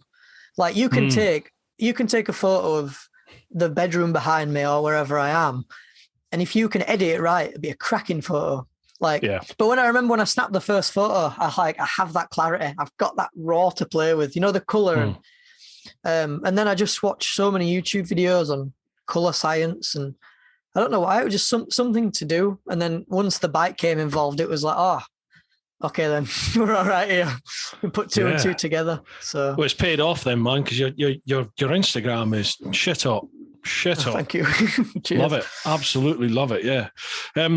I mean, do you shoot in RAW then, or not? Yeah, always. No matter how big the file sizes will ever be. I've shot in JPEG before, and there's no range to anything you edit. You've got the slider's this long. In JPEG, you've only got about this much adjustment. This means nothing. Like, if that's one tip I could take to anybody, is just shoot in RAW. You can take a dark image or a light image, and if you shoot in RAW, it's captured everything. So you can change whatever white balance you've taken it at, just change it because you can. Whatever exposure it's at, you can change it because you can within reason. You can do so much with it, and that's just is what it was. Just watch Peter McKinnon, you'll be all right. It's amazing, isn't it? I watch people like Peter McKinnon, and then in my head, I'm like, that is the sort of quality of video I want to create. And then, I find myself like in our little niche here on the bikes. Well, you're using GoPros, aren't you? You're using the GoPros most of the time, or Insta360s. And I'm just like, it already takes me way too long to edit a video. And then a few times I've tried to not color correct. Yeah, but I've tried to maybe tweak the colouring a little bit, chuck in some sort of my own little LUT in there, and it just takes so bloody long, and it ends up just looking shit. You can say, if you ever find if you ever do on Final Cut, if you ever make an edit of a GoPro and you think, oh, it looks all right, that, you can save your own presets. I don't know if you knew it, but I have one at the minute where I've been trying to figure it out for ages, but the kind of look I have on my Instagram, I've been trying to recreate it on my videos, and I could never do it. I have this like flat, dark look, and I really like it on my Instagram. My videos, for me, are just too colourful. I don't like it. And I finally figured out in Final Cut how to do it. So now every video, slam it on, and now I have this like joint package of, there's my video, here's my photography. You can tell it's by the same person, which I've been trying to do for a long time, but yeah. Oh, nice one. You'll need to show me how you do that. I'll show you the histogram. It's all in the histogram. That's it. There's no color playing or anything. Oh, you're purely going off Instagram. Oh, there is absolute. That's everything you've ever seen on my Instagram lately. There's a little. I'll just tell you. I don't mind. Take the saturation out and just whack the shadows and bring it down, and then it gives that like flat faded but dark look, and I have it on anything. It's why sometimes the photos from my phone as well look like my camera photos, because I just whack the same preset on and it just does it favors. So yeah. I'll show you. I'll send you a screenshot of the histogram, and I'll give it you. If you try it, you'll be like, oh, that's how it does it. I normally whack. I normally like to go quite heavy on contrast and saturation. I quite like to go for that. The thing is, when you go heavy on contrast, is it just turns everything black and everything's very harsh to look at. Whereas you can do that, but once you turn the shadows up, it softens it out for your eyes. I'll show you afterwards. You'll be all right. Right, you're on. Yeah, maybe we can do a little vid on that then. We could do a little vid on picture and video editing. I've tried a couple videos on how I edit photos and stuff, but they got like 200 views. Honestly, nobody wanted to watch them. I even did one on how I take photos, but people are interested. That's the thing, isn't it? Is that you're establishing yourself as let's say a motovlogger, same sort of niche as me and all the others. You know, you're not doing so much of the bike review type stuff, but your trips, and it's a motovlogging channel, isn't it? And if you just take it a step outside of that, just get shut down. Good luck. That's how it is. Yeah. They just go dead in the water, don't they? I've done a few when I've had the odd little crash here and there, and I've not been able to ride, or I've not had a bike. I've done some sort of traditional vlogs, you know, with my family. I've been away with the wife, and I've had cousins, my little nephews come down, nieces. We've gone away and done stuff, and I've made little vids around it, and I've absolutely that is what I really enjoy doing. Yeah, they don't get any views. Nobody watches them. It's a shame, isn't it? Yeah, it's like Richie did with his lockdown songs. It was brave. You know what I mean? That was kind of him saying, "My channel's what I want to do," and I don't know how the views did, but that were brave to upload for so long on something that wasn't what his channel was. Yeah. Yeah. But Rich, I mean, you saw it. You were at Wild Bad Weekender there. Rich has a very, very devoted and engaged following. Do you know what I mean? He's got a community, that, isn't it? Yeah. Totally, yeah. It's enviable of it. He's got a very, very good community thing going on there, and people invest in him and his channel, and they know he's a musician. You know, he is, and he's a shit hot musician. So I think he's good. If anyone's not seen Rich live, he's always tinkling on any instrument. He's always tinkling on an instrument. It's not always his own. So I think if he produces some content where there's no bikes involved, but it is music, it's still him. That's still him. It's his little brand, isn't it, that he's got going on, for sure. But it is hard, definitely. Right, cheers for that, Adam. Next one, Crazy Legs on a Bike. Love the podcast. Thank you very much, pal. Good to have you back.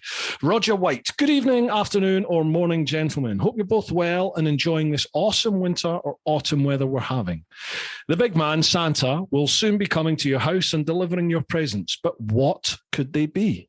Merry Christmas, everyone, from all of us at the Influencer Store. Keep smiling, keep living your life, rule your own world. So, what's Santa going to bring you this year?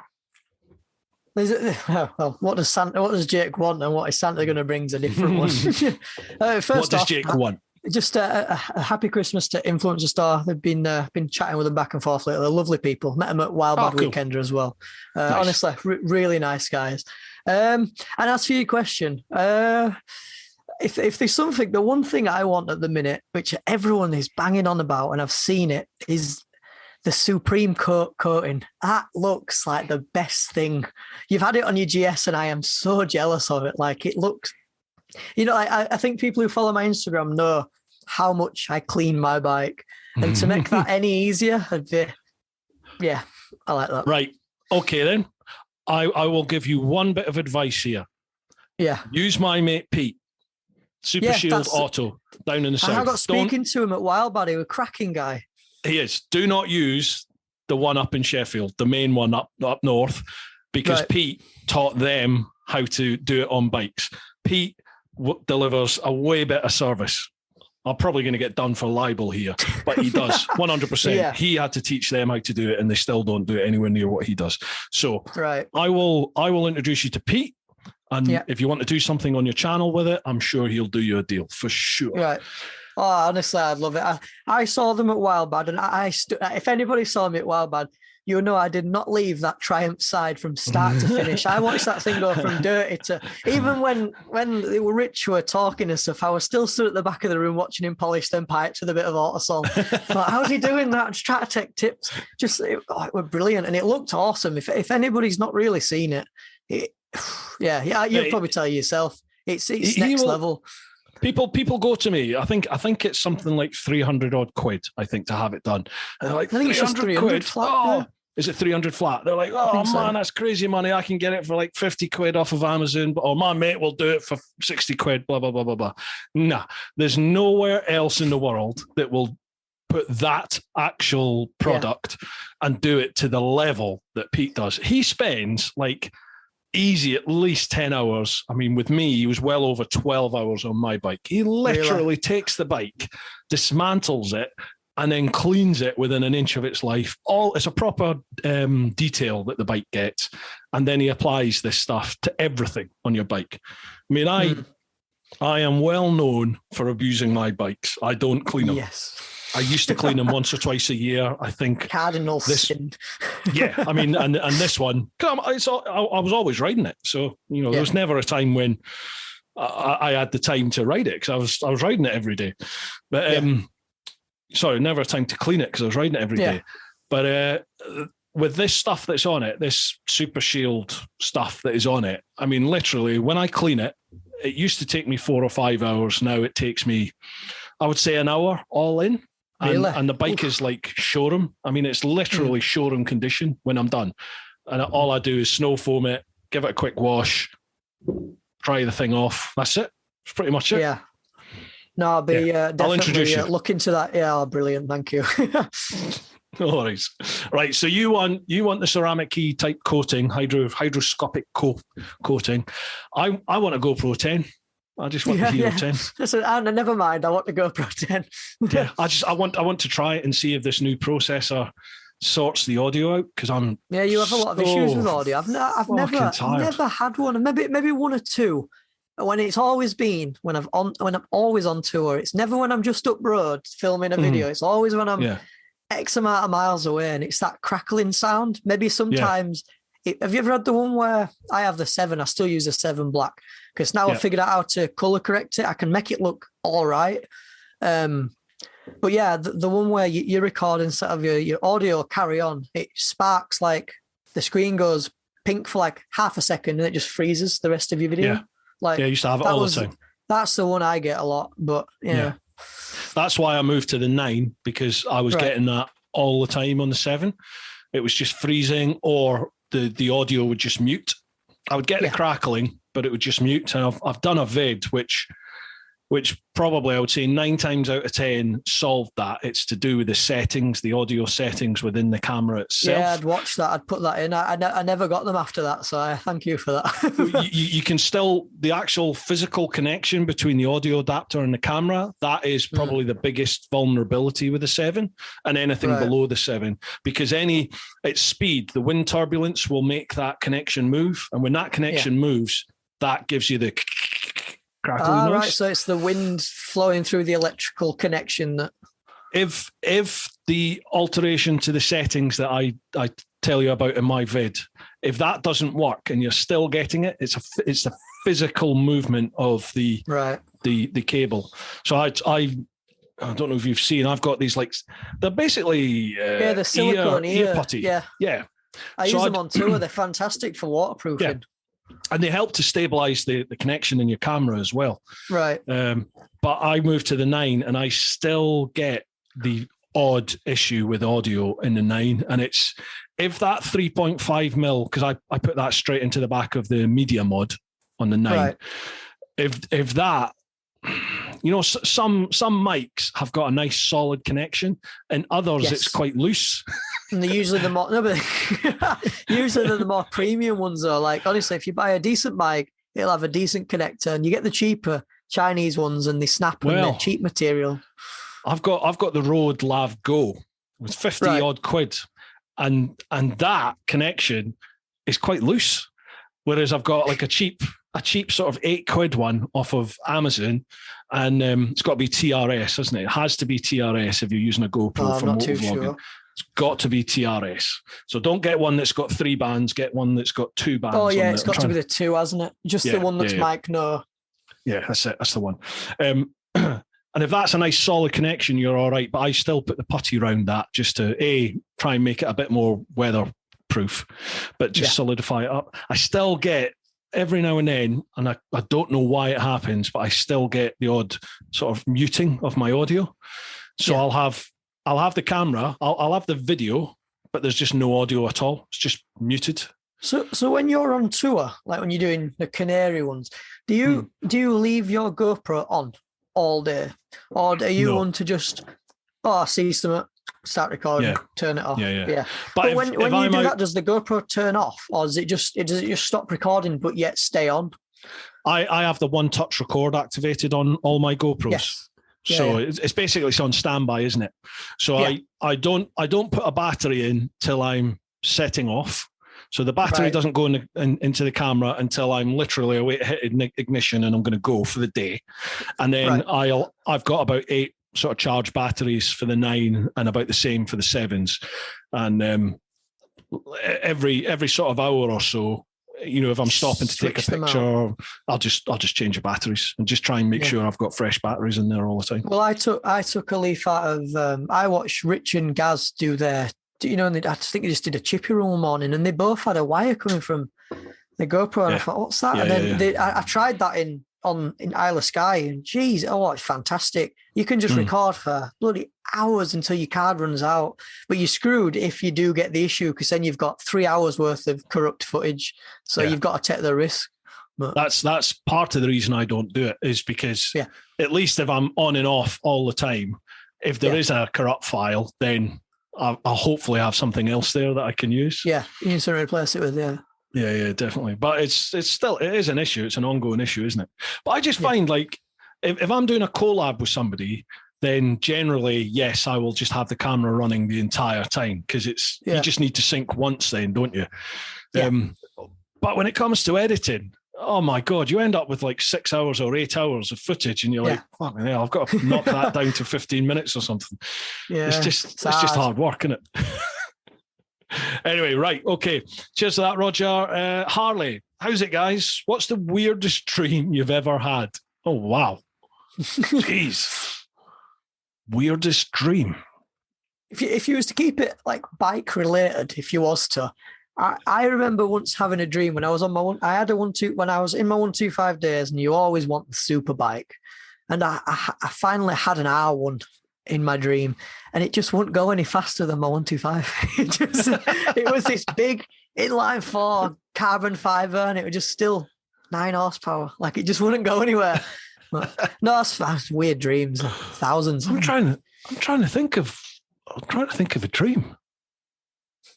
I mean, this is quite morbid. I don't really often remember my dreams, but I used to have I used to have a recurring dream in my sort of, I would say, from about the age of, I started working the doors at 18, actually before I was 18. And I had this recurring dream that when I hit 21, I got stabbed on the door. And it was always, I literally, almost to the extent of every night, I would have this dream. Really? It was nuts. Oh, yeah. If ever I could remember a dream, it was that. And, you start thinking, bloody hell, what's going on here? And then I remember I sort of turned 21, and it was like, oh shit, it's going to happen now, isn't it? It's going to happen. Yourself now. And it never did. And then I left Glasgow at 24. Yeah, 24 I was when I left, and I moved down to London. And not long after I left, there was a big old fight on the door of the club that I used to work with, and a whole load of the boys I used to work with got stabbed up. Really? Yeah. Yeah, and in my head, it's like, whoa, blimey. Something you keep to yourself in it at the time. Yeah. I'm not going to tell anyone I used to have dreams about that. I think you're loophead. They'll put you in one of them special padded rooms. So I told people recently about my ghost story, and like folk are like, "You're nuts, bugger off." Yeah, they'll start coming true. Yeah. that's us, Harley. Nice question, though. Weirdest dream you've ever had. Not had that one before. Right, last one on Patreon. Simon Lewis. Hi, both. Where is your favourite picture destination and on what bike would you like to get there on? Also, with what equipment to take the pictures with? Oh, right. Favourite picture location. Is it somewhere, you can't really ask him because he's not here, but if it's somewhere you've been or somewhere you would like to get the photo, like remember the Peter McKinnon bucket shot? Yeah. Like that's the one, yeah. But not there, bucket just shot. It's a cracking video, yeah. If we'll go for the bucket shot, then let's go for that. There's an Instagram account I follow called Joey Rides, and he lives in Switzerland, and that's the reason probably got the new 09 SP. I mean, his photography is fantastic. Right. Would it be somewhere in Switzerland? I mean, I wouldn't mind a photo of my bike up in the North Pole, nice reindeer in the corner, nothing behind it, and just the stars or the Milky Way. Maybe just something that nobody else would ever. And if there was, it's tough. It's my photo, but I've tried to take a photo before with my bike and the stars, but you need the light to light the bike up, or you just end up getting this photo of the stars, and then there's just a silhouette. Like you need the foreground photo, and it'd take a very long time to try get the photo, but I'd have to print it out and everything. I'd love it. I tell you, it's spooky that this question's come up, and I'm glad you mentioned that about the bike. And that I have a friend of mine who is a very good photographer, and we've chatted. Well, it's going to happen. We've already sorted it. We're going to be doing a little series on bike photography, and some of his nighttime photography is astronomy photography is absolutely amazing. And I don't know how he does it, but he manages to have like an object in the landscape illuminated and the sky.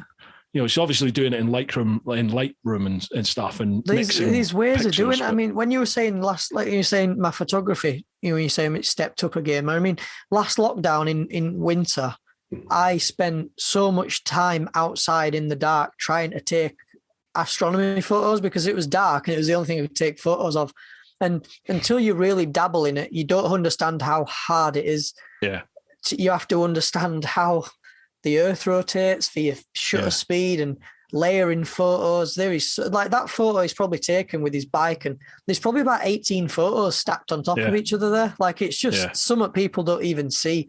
And these Instagram accounts you see where all their feed is them photos, that is a lot of work that you don't see at all. It's fantastic. I have this everlasting memory on my, I'm going to mention it, of my world trip. I was in Chile at nighttime, right in the north of Chile, like in the Atacama, coming out the Atacama Desert, actually. And it was like 10:30, 11 at night, and I needed to fuel up. So I'd stopped the bike at the side of the road. All my batteries had run out, you know, cameras, phone, everything had run out. So I'm filling up off of a jerry can off the back of the bike. And I remember looking up at the sky and I could see the Milky Way. You know, it was like one of those pictures. I remember just looking at it and it was like, that is the most breathtaking thing I think I've ever seen in my life. It was humbling. It was awesome. You know, I was dumbstruck by the beauty of it. Everything into perspective. Yeah. What you're doing, how small you are. Yeah. Like it is when you're in the middle of nowhere and you look up at the sky and it's clear, you think, my life means nothing. Yeah. It really, and I knew I could never take a picture of that. There's no way I'd be able to take a picture of it. I just couldn't do it. But you did. You did take photos in your head. In my head, I did. Yeah, for sure. They're the good ones. They are the good photos. Right, I'll just butt in here, folks. Time for another sponsor readout. This week, we're also sponsored by Ultimate Add-ons. Now, Ultimate Add-ons are the premium manufacturer of mobile phone and action camera mounting solutions for motorcycles. With a kit for any bike and a proven track record of creating products that keep your devices safe, secure, and easily accessible, the Ultimate Add-ons product range is ideal for any rider, from the commuter to the round-the-world adventurer. Why shell out on an expensive GPS system when you can use your smartphone, keeping it charged and within reach to take photos of your travels at the same time? Ultimate Add-on's waterproof, shockproof and dustproof tough cases are available for all flagship smartphone models and are designed by riders for riders. Find out why Ride Magazine gives Ultimate Add-ons their coveted Best Buy certification. Keep riding this winter with Ultimate Add-ons. It's all about the journey. Head to ultimateaddons.com and use the code TeapotOne with the number 10, TeapotOne10, for 10% off. We are also sponsored by The Influencer Store. The Influencer Store helps you build your brand, big or small, providing you with a solution and apparel. We help you to increase your fan base while supporting you with starting your own influencer clothing line with nothing more than just an idea or design, and there are no hidden costs. For more info, come check us out at theinfluencerstore.co.uk or drop us an email at online@influencerstore.co.uk for more information. Now, the Influencer Store handle all my merch over at TeapotOne.com, so if you head to the website, TeapotOne.com, head to the shop, and all the merch there is handled by the Influencer Store. Great quality, great service, that's why I've gone with them. My final shout out for the podcast, folks, and it goes to all you lot. All of you who are listening to the podcast, all of you who watch the videos, both on the podcast channel and over on the main TeapotOne channel. If you're following on Instagram or Facebook and you're interacting through comments, liking, sharing, it is a massive help. And a huge shout out to all of you in the clan over on Patreon. Folks, you genuinely make this possible for me. There's not a chance I'd be able to do this full time without your specific help over in the clan. So thank you from the bottom of my heart for everything that you do over there. I appreciate it's not everybody's thing, but if you think it's something you'd like to check out, head to patreon.com, patreon.com/TeapotOne for some more information. Okie doke, folks, that's me done with the sponsor readouts. Let's get back to Jake. Are we back on? Are we there? You're all right, dude. Okay. You're all right. Sorry about that, pal. Yeah, my wife's right. out tonight, so she literally popped the dog in the crate and then left whilst I was on the podcast. So she's obviously bored and had enough. She may well, folks. I've got a puppy downstairs, home alone, and the door might burst open because this puppy's about 12 stone. It's a big Straight old, through bulldozer. yeah, definitely. She's lovely, but my God, yeah. She's done her own strength, that dog. Right, okay, that is us done with the Patreon questions. Thank you very much, everybody who left them. We'll move on to Instagram. So that's at TeapotOne Insta. Again, I'll leave links for Jake's Instagram down below. First one, let's have a look here. Who have we got? Moto Mogul 5. Brilliant. Look forward to this one. Met Jake at Wild Bad Weekend of 21, and he's a great guy. Thank you. Nice. I think he's called Jack. Yeah. Thank you, Jack. I remember having a natter with him. Yeah. Top one. Yeah. I think Rich has done some stuff with Moto Mogul recently, hasn't he? Yeah. Top man. Cheers to your question, Jack. Thank you, pal. Next one, BHP UK. What are or is the next goal or goals for you both? Whether it's on YouTube, social media, or even just saving up for a dream bike. Look forward to this one as always. Good question. This is a good question. It's just in life, isn't it? I suppose it's not just on. But I mean, at the minute, I'm just trying to focus on my apprenticeship. I just want to get my trade. Mm-hmm. Whatever the YouTube does, it does. I'm not trying to hammer it as much as I was trying to do because I didn't like my job. I was trying to make it a job. Now I enjoy my day job and I do this as a hobby. And if it goes somewhere, it goes somewhere. But even if it was to go somewhere, I'd still finish my trade because I need that. Yeah.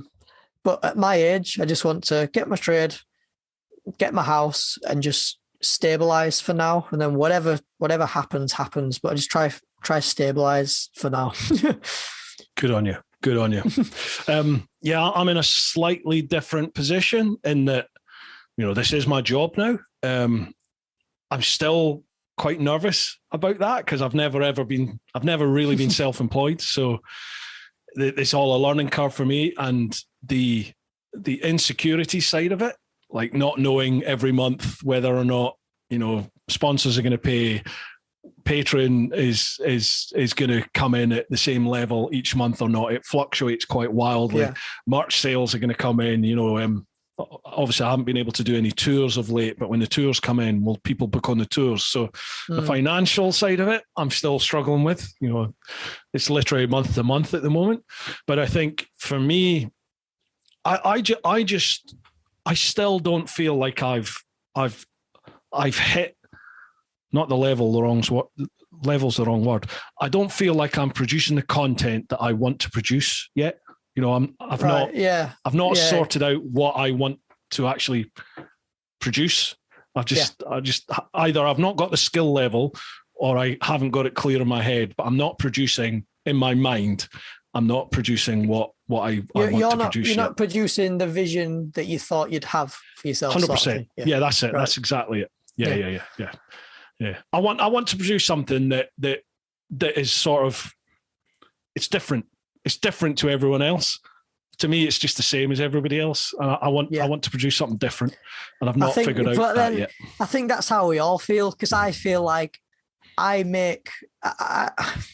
get compared a lot to Rich. Like, I really do. Because but then again, at weekend, Rich said, I thought it'd be a bit. Oh, he's kind of doing the same as me. But Rich was like, you're doing your own thing. I really enjoy it, this Oliver. But then again, I feel like I do what Rich does, what you do. I think we all feel like that. We're all playing the same game, but we're all just...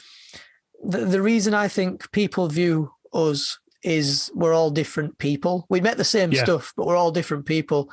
You've had your world tour, which is your, like... You know what I mean? That's what shaped you. No, I don't think so. Rich did his American tour. That's his staple. I remember that. I've done nothing. I don't know why people watch me. But then again, this is why we all have different people, and we all have different takes on how we make stuff, and people just enjoy us for us, to be honest with you.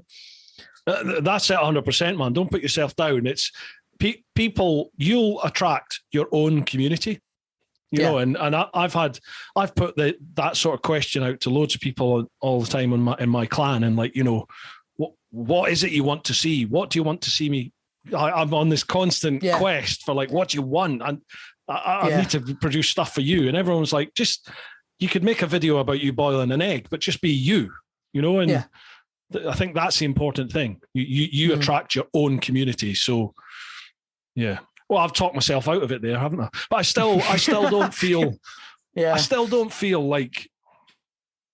I'm still not happy with what I produce. I want it to be a higher quality. I want it to be something different. I want it to be visually something quite awesome. I think that's good to have. You will always have that. I mean, if you look at your videos, not I mean you, just in general, if you look back at your videos from a year ago and you look at your previous one, you're like, oh, I have actually improved. Like I have. I remember I made a video last year called Autumn in the Dales. I was riding around the Dales, I put a colour grade on it, and I thought it was the shit. Like, this is a good video. And I watched it back and I thought, that colour grade is awful. Them cuts are terrible. I've done that. Learn, you just learn with it. And I mean, everyone wants to make videos like Peter McKinnon. Everybody who has a camera wants to make videos like that. And unfortunately, you won't, like, because they're his videos. That's how he makes content. And you'll find that you end up going down your own path, and people will try to replicate yourself. But you just stick with what you know. But you should always, I think you should always critique your own videos, and that's what makes your next one better. No, I think you're right. Yeah, you are right. Mine are still it's shit. Hard to talk yourself out of you. They're not. They're all right. They're good. I mean, the amount of pop-ups and stuff you have on yours, I thought, God, I wish how does he do that? Like, I don't know how you do them. Some of them. Like, you know, your Patreon pop-up at the side. Oh, yeah. Baffled to how you even made that. I don't know how you did that. It's just, I mean, I've gone through so many different incarnations of various different graphics and lower thirds and all sorts of text that I use.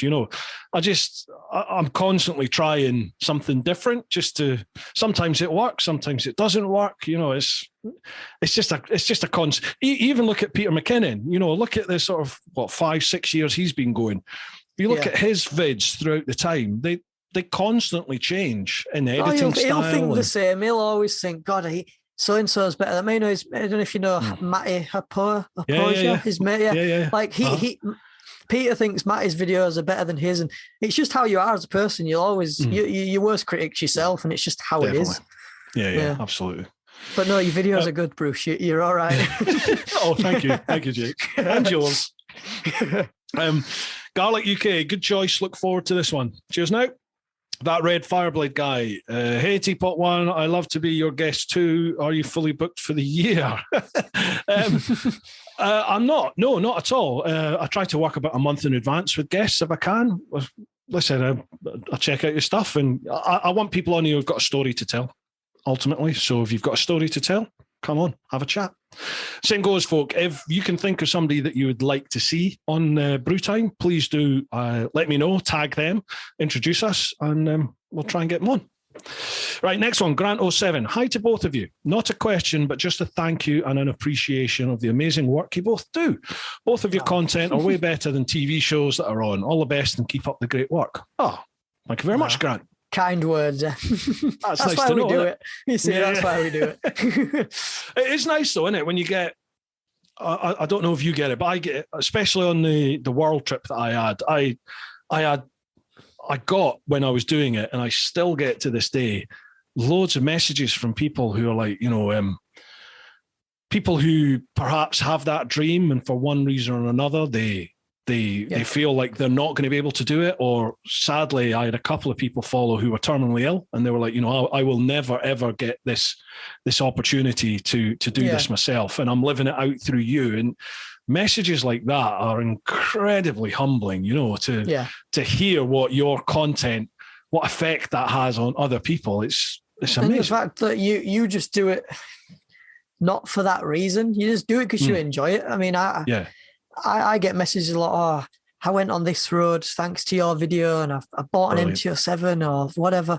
And it's like, as if I had that much effect on a person for them to spend their own money or to go out of their own way to do something just because I went there. And when I went there, it was raining, it was horrible, and they still wanted to go. And it's like, it is. It's humbling. It's like, you're just a person, aren't you, at the end of the day? Like, it's weird. No, it's brilliant. Yeah. It's awesome.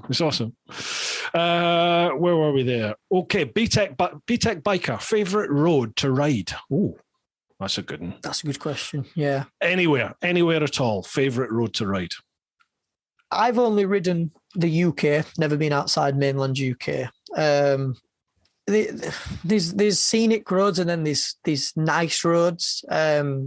Scenic roads, Hard Knot Pass in the Lakes is, I think you've got Scotland, you've got the Highlands, but there's something about Hard Knot Pass to me that just feels like home. Every time you come over the brow of the hill, I think because I've spent so much time editing the bloody footage from it that I feel like I know it so well, but I really do like that road.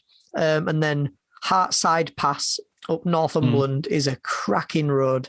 I think 3 or 4 times I've only been on it, but if I could go up that road, come back down, get on another bike and go up and down, I go through every bike and ride that road. It's fantastic. Nice. Yeah. Nice. I even got the foot peg down with the missus on the back on that road. Did you? Yeah, I think the suspension just bounced, just round corner. It's a cracker. Yeah, what are you saying? Don't say that. I'll have to edit that out. Yeah, you didn't think of that, did you? See, all the married geezers out there in the world are going, oh God, rookie error. Oh no, my word. Got a lot to learn yet. Shortly to be newly single, Jake. For me, I've got a couple, to be honest. There are amazing ones in the UK, but I can't off the top of my head narrow them down. I recently went to Switzerland. I did most of the passes out there, and I think Susten Pass stands out as a really fun road to ride. Stunning scenery, great fun to ride.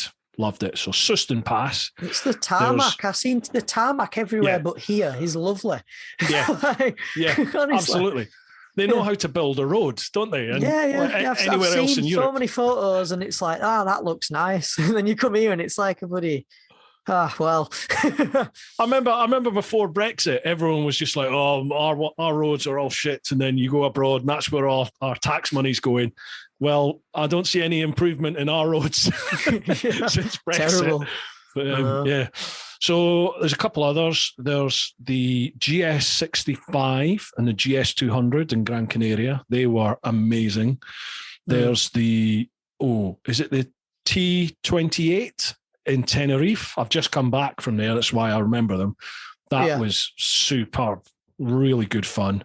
And then, oh God, there's so many in Spain that I just absolutely love. Yeah, Spain's definitely on the bucket list for riding. Mate, it's amazing. Yeah, that's definitely. If I'm honest, I mean, the reason I'd like to go there is because of listening to the podcast. The amount of times you said the north of Spain is the place to Even go. the south, man. Yeah, well, my grandparents used to live in the south of Spain, and we used to go there on holiday a lot, but never into bikes. I was only about 8 or 9 years old. But I remember thinking back and linking it now, the roads are fantastic. You know what I mean? To ride a bike on them would be ace. Yeah. I've got a friend of mine that lives just inland, about half an hour, 40 minutes inland from Benidorm. So down on the east side of Spain. And the roads there are absolutely fantastic. In fact, there's a chap into that the follows mountains and around. Yeah. I mean, the mountain roads just inland from Benidorm are amazing. There's a guy actually, Chris, Biker España. You'll find him on YouTube and Instagram. He lives there as well. And the roads are just stunning. Absolutely stunning. I think Spain probably for me is like probably, if I could only ever ride in one country for the rest of my life, it would be Spain, just because it's got the sheer variety of everything. No, Hedge runner at whippets. some point. Mate, gotta come to Spain. Hedge runner whippets. Hi both, great channels. My question for Jake is, how did you get started in biking? And has the missus got any interest in learning how to ride?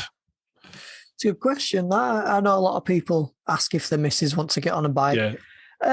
How did I start into? It's biking or is it vlogging? Is it just biking? Biking, yeah. My dad's side, dad's always had a bike. He used to work at Alan Jeffries in Bradford, BMW, mechanic.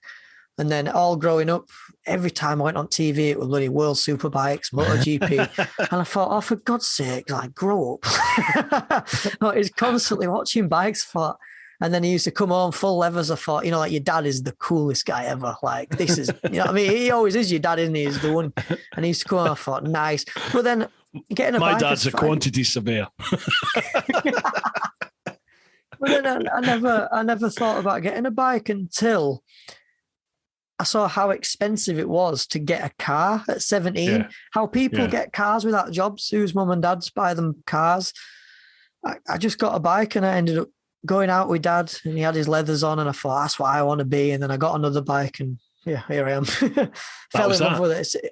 It's just a bug, isn't it? Who grabs you? Totally. Yeah. Changed my life, man. Changed my life. Yeah. Literally 32 years of age, changed my life. Totally. How come it was so late? Was it just how it fell off? Yeah, I mean, growing up, I don't come from a biking family. I've since found out that my dad, when he was young, he had a bike. And I think even when he met my mum, I think he still had a bike, but that fell by the wayside quite quickly. My mum was very anti-bike. So all through my childhood, bikes just weren't an option. It's just like, no, it's not happening, And I'd always, in my head, my poster bike was the blue and white GSX-R. The Gixxer Thou, that's in my head. That's the one I wanted. And then, mid-20s, I became a dad at 21, so life took a different route then. That all went wrong, and I ended up moving to London when I was 24. And then I ended up in the old Bill. So I suppose at that point I could have got a bike, but it was just, I was living and working in central London. It was just like, why would I have a bike here? There's no point. And then it was something with my mum. My mum was sort of facing the end with cancer, and she just said to me one day, look after those that you love, but live your life. Go for it. Don't let anything stop you. And that was it. I booked my test there and then, and life changed. And that was it. No words. Wow, honestly. Mate, honestly, it was like an epiphany. It really was amazing. Scottish Saucer just gives us a couple of thumbs up to you. Dale Tiger Sport. Hey, Bruce, Jake, hope you're both well. Question to both. This time of year gets really cold, as we all know. What's the one thing you couldn't ride without during winter? Don't be funny and say your bike. Keep up the great content on both your platforms. So winter riding, one thing you couldn't do without. I know, yeah. I know you were quite late to the scene on this, but anything Gore-Tex, Rucker is how people, I don't know how I used to do it, but how people don't ride without any sort of laminated gear. I mean, the first thing people say is heated grips, heated gear. But if you don't have that core, if you get wet, you're cold. That's the end of it. Once I bought my Rucker, it changed when I rode, how I rode. I could ride all year round. I could go out tomorrow in 3-degree weather and have a cracking day like anybody would in summer. But the reason people say, oh, how do you do that is because the first thing they think of is being cold. But hand on heart, I'm not cold. I just enjoy the bike. But the only thing is you cannot ride as fast as you'd like to, or whatever, how people want to say it, or how they ride in summer. But if you change the way you ride and the gear you wear, when winter comes around, the roads are quieter on the places you want to go. And you actually find on my channel, I make a lot better videos in winter because I've got more time to myself and there's no road and there's no people. All my winter videos are great when I go somewhere because I've got the time to do it. Yeah, no, I see what you mean. So I totally agree with you. My Gore-Tex suit. Yeah, I'm the same. I mean, I was very late to the game with the Rucker purely because the cost put me off. Yes. So, like $2,000 for the Navala, the sort of flagship suit. I was just like, that's insane. That is ridiculous. I used to wear my leathers, my 2-piece Dionysi leathers with a fleece over the top in the winter, whether it's snowing, whether it's raining. It could be -10, -15. It could be 40 degrees outside. I've got a 2-piece leather suit on. That's it. And I cannot fathom how I didn't die. Because that's what I'm like. I don't know how I did not freeze to cold. death. Yeah, I mean, I would literally be frozen in the winter on that. But you just did it, didn't you? The Rucker, as you said. I was going to say heated grips, but you're absolutely correct in what you say. And that if your sort of core isn't warm, so if you're still getting wet and cold, heated grips don't do anything. They just don't do anything. It's just like pissing on a bonfire.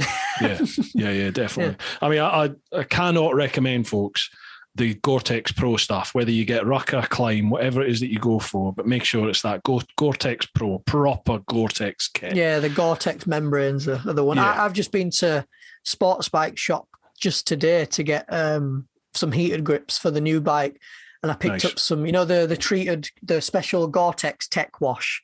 Because if you buy Gore-Tex, you have to keep on top of it because it does eventually. It'll always keep you waterproof. It's how it's designed, but it will carry water and you get drenched like you normally would.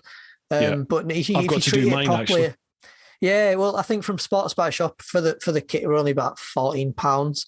So half an hour, an hour of your time at washing machine, and you're back waterproof again. But I've just seen the Dionysi, is it the D jacket? I don't know, but that's Gore-Tex. That were only. I say only, but for Gore-Tex, it was £380 for a jacket.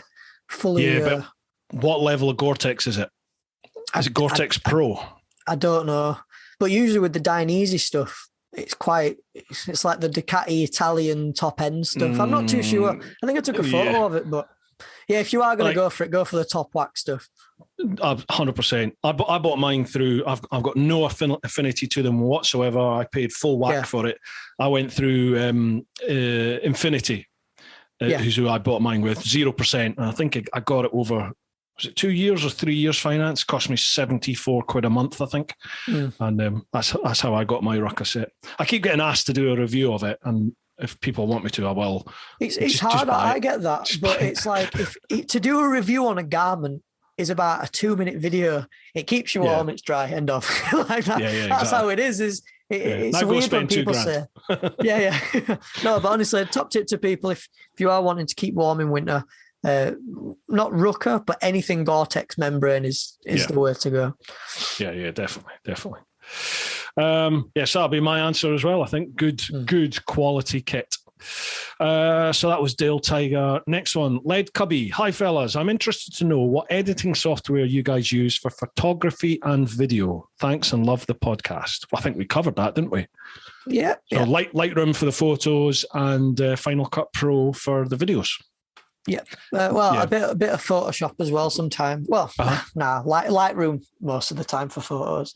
Even on my phone, if you do buy a Lightroom subscription from Adobe, you can get it to your phone as well, so you have full access on your phone, which is good. These new iPhones now take a decent photo, so you can play with them and make them look half good. I mean, I didn't have my 5D for 2 months, and people didn't even notice. That's the thing, though, isn't it? I think a lot of the time you get caught up in. You get caught up in the intricacies of your photography and your videos, don't you? You notice the slightest little discrepancy, whereas 95% of the people out there, they don't. So I love it when someone who knows what they're doing with editing, if someone says to me on a video, "Oh, I know what you did in that," and that's a lot of time and effort. Yeah. Good on you. I appreciate that. That's maybe one person in, I don't know, 12,000. You know what I mean? Like I had, when I had the Cinis, the T125, I told Cinis, the review, and then I was like, I'll get some cracking photos as well. And I lost the camera batteries to my 5D while I had the Cinis 125 and the 380. I could not find them. So I took all my photos of that bike with my iPhone, but I spent so much time editing them that you just cannot tell the difference. So they did turn out really well, but I was so nervous. I thought, oh no. Come on. What am I going to do? Cinis 380, what do you think?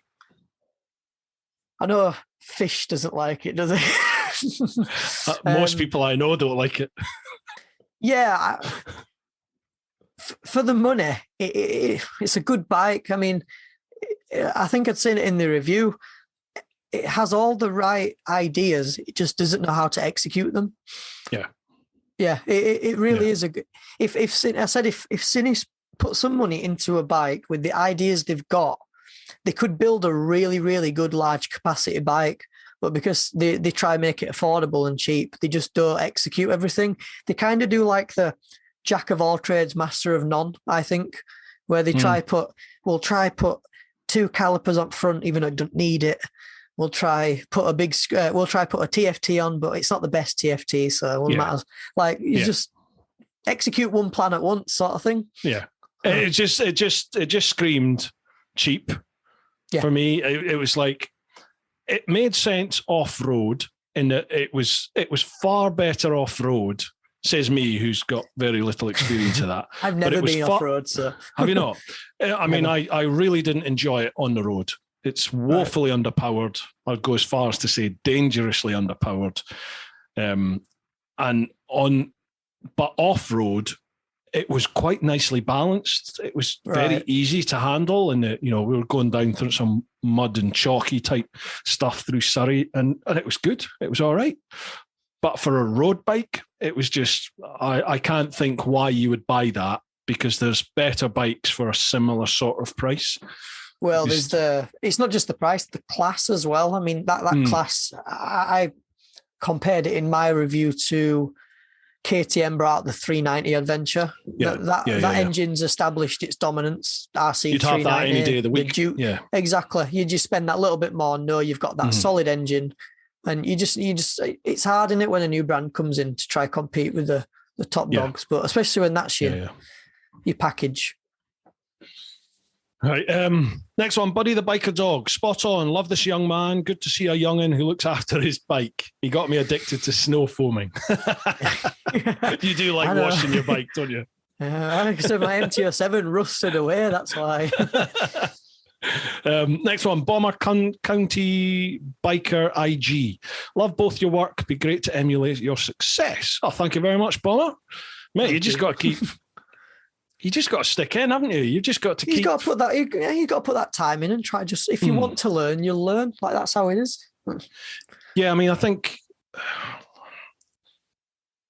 on social media is a very fickle medium, isn't it? It's like.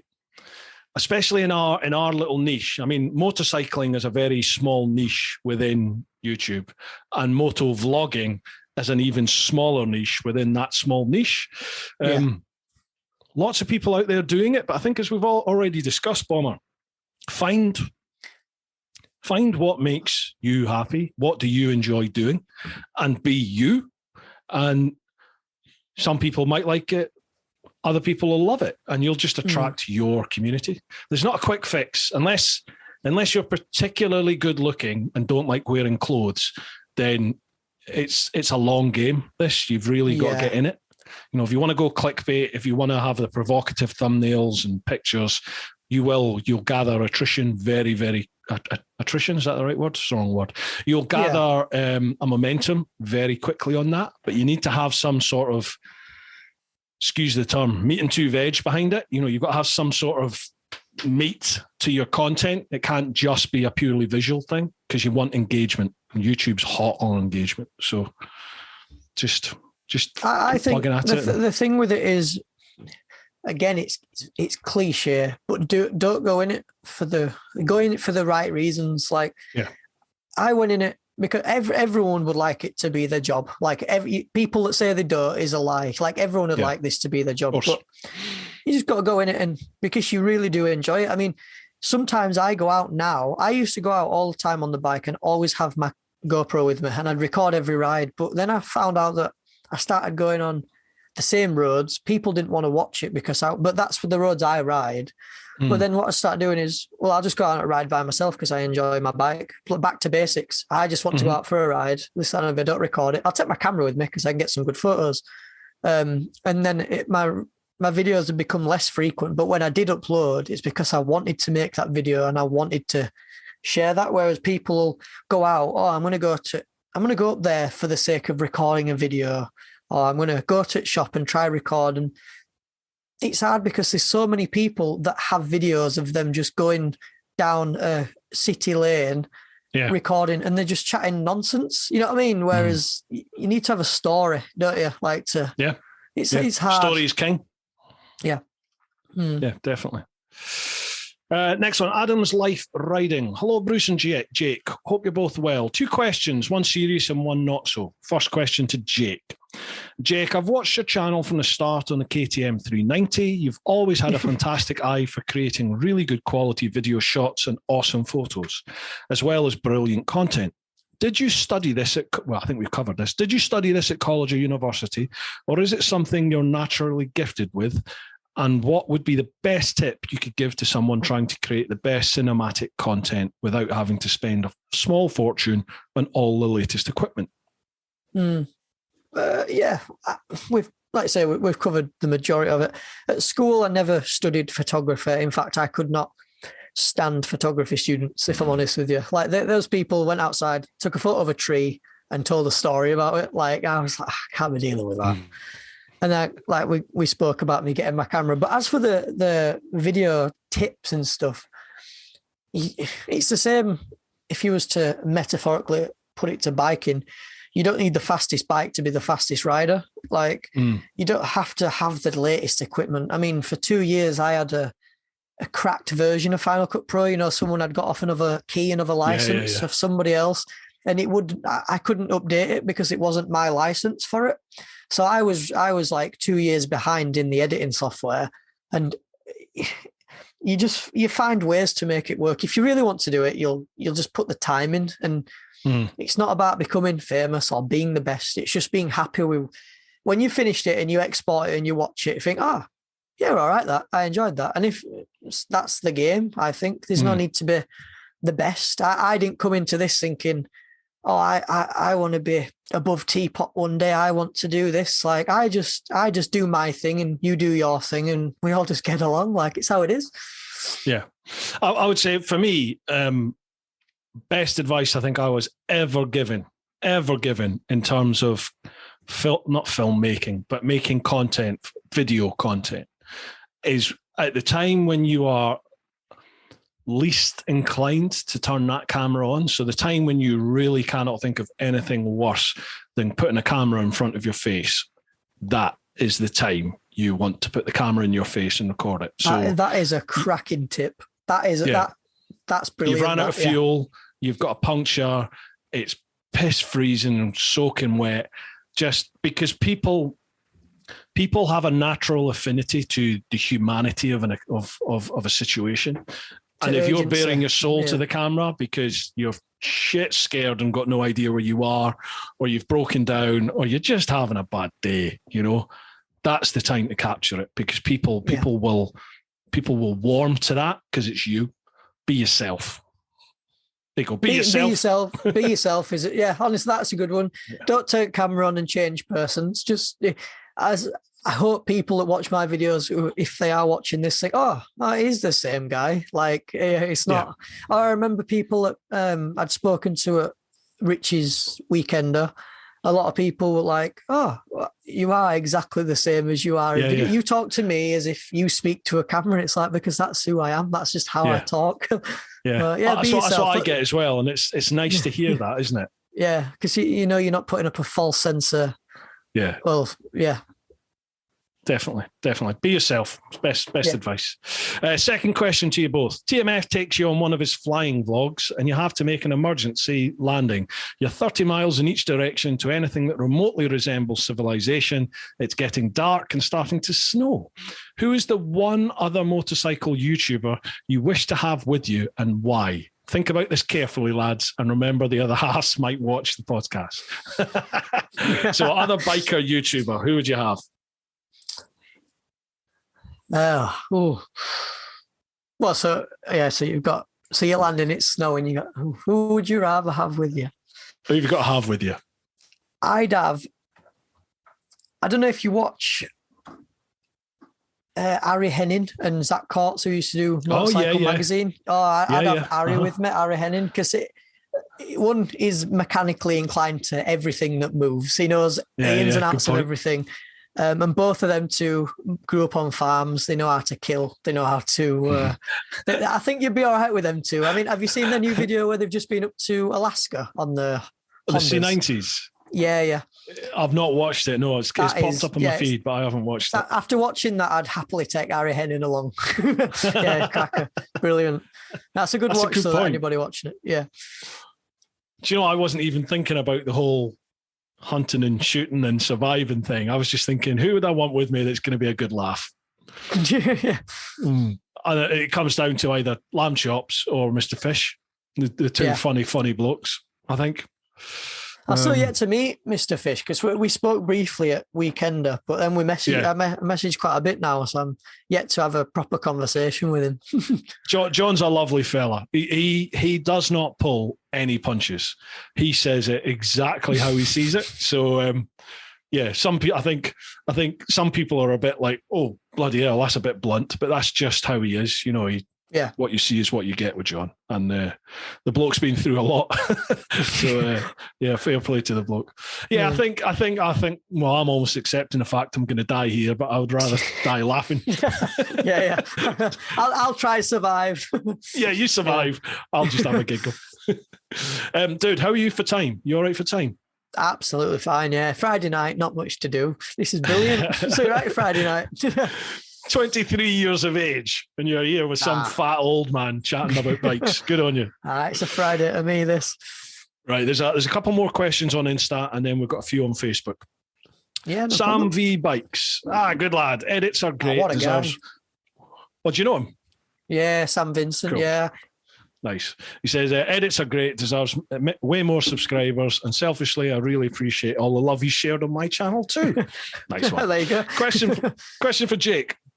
Do you ever see yourself on an adventure bike, or are you thinking of staying on a naked for a while? Pardon me. And are you immune to Richie's looks, or did you find you also get stuck gazing into his eyes? Adventure bikes. Yeah, I think the reason he's asked that is because I came across his channel looking for routes for last year's tour when I did the Isle of Skye. He did Crieff to Cloverleaf in Scotland, awesome. And he had a Tracer 700, and I had my MT-07, and like I say, I was close to getting one, so I kind of had that bond of it. And I messaged him because he was a small channel, and with adventure bikes with me, I mean, I don't know why they're like the thing I never had. Whereas I feel like naked bikes, when you want to tour on them, you can put the screen on them, you can put the luggage on them, but then when you've finished, you can take it all back off and it's back to how you want it to look, that sporty naked. So one day you can come back from a tour with your rucker on, and then the next day you can strip everything, put your leathers on, and you're back out there on your naked.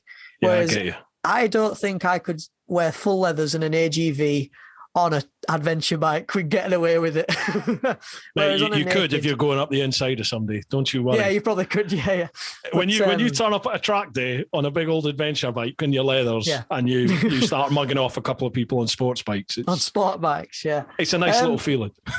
No, I'd say for adventure bikes, maybe when I get a car one day and hopefully this welding takes off and I'm earning a bit of dough, maybe a naked bike as a toy, maybe like you say, like your tractor, maybe as one that does the mile muncher. Yeah. So here's it is. But for now, my naked, it's like a jack of all trades. It can do sort of everything at the minute. So stick with me nakeds. The old adventure bikes are going through a bit of a revival at the moment. I've noticed there's a lot of the younger sort of Instagrammers in particular all seem to be appearing on GSs all of a sudden. Yeah. I was just like, oh, hang on a minute. I've been banging the drum about this for bloody years. Bugger off. We tried my best here, yeah. Yeah, I know. What else did he say? Are you immune to Richie's looks? Funny. I remember that. Richie's got a little soft spot for you, hasn't he? Right, Emmanuel 1200. If you could ride one bike for the rest of your life, what bike would it be? Ooh. It's hard because I've got a bike in mind, but I've never ridden it, and I know you have, so you'd have to back me up. Go on, which is the KTM. Is it the Super Duke GT? The more savage. It's like the child between the Super Adventure and the Super Duke.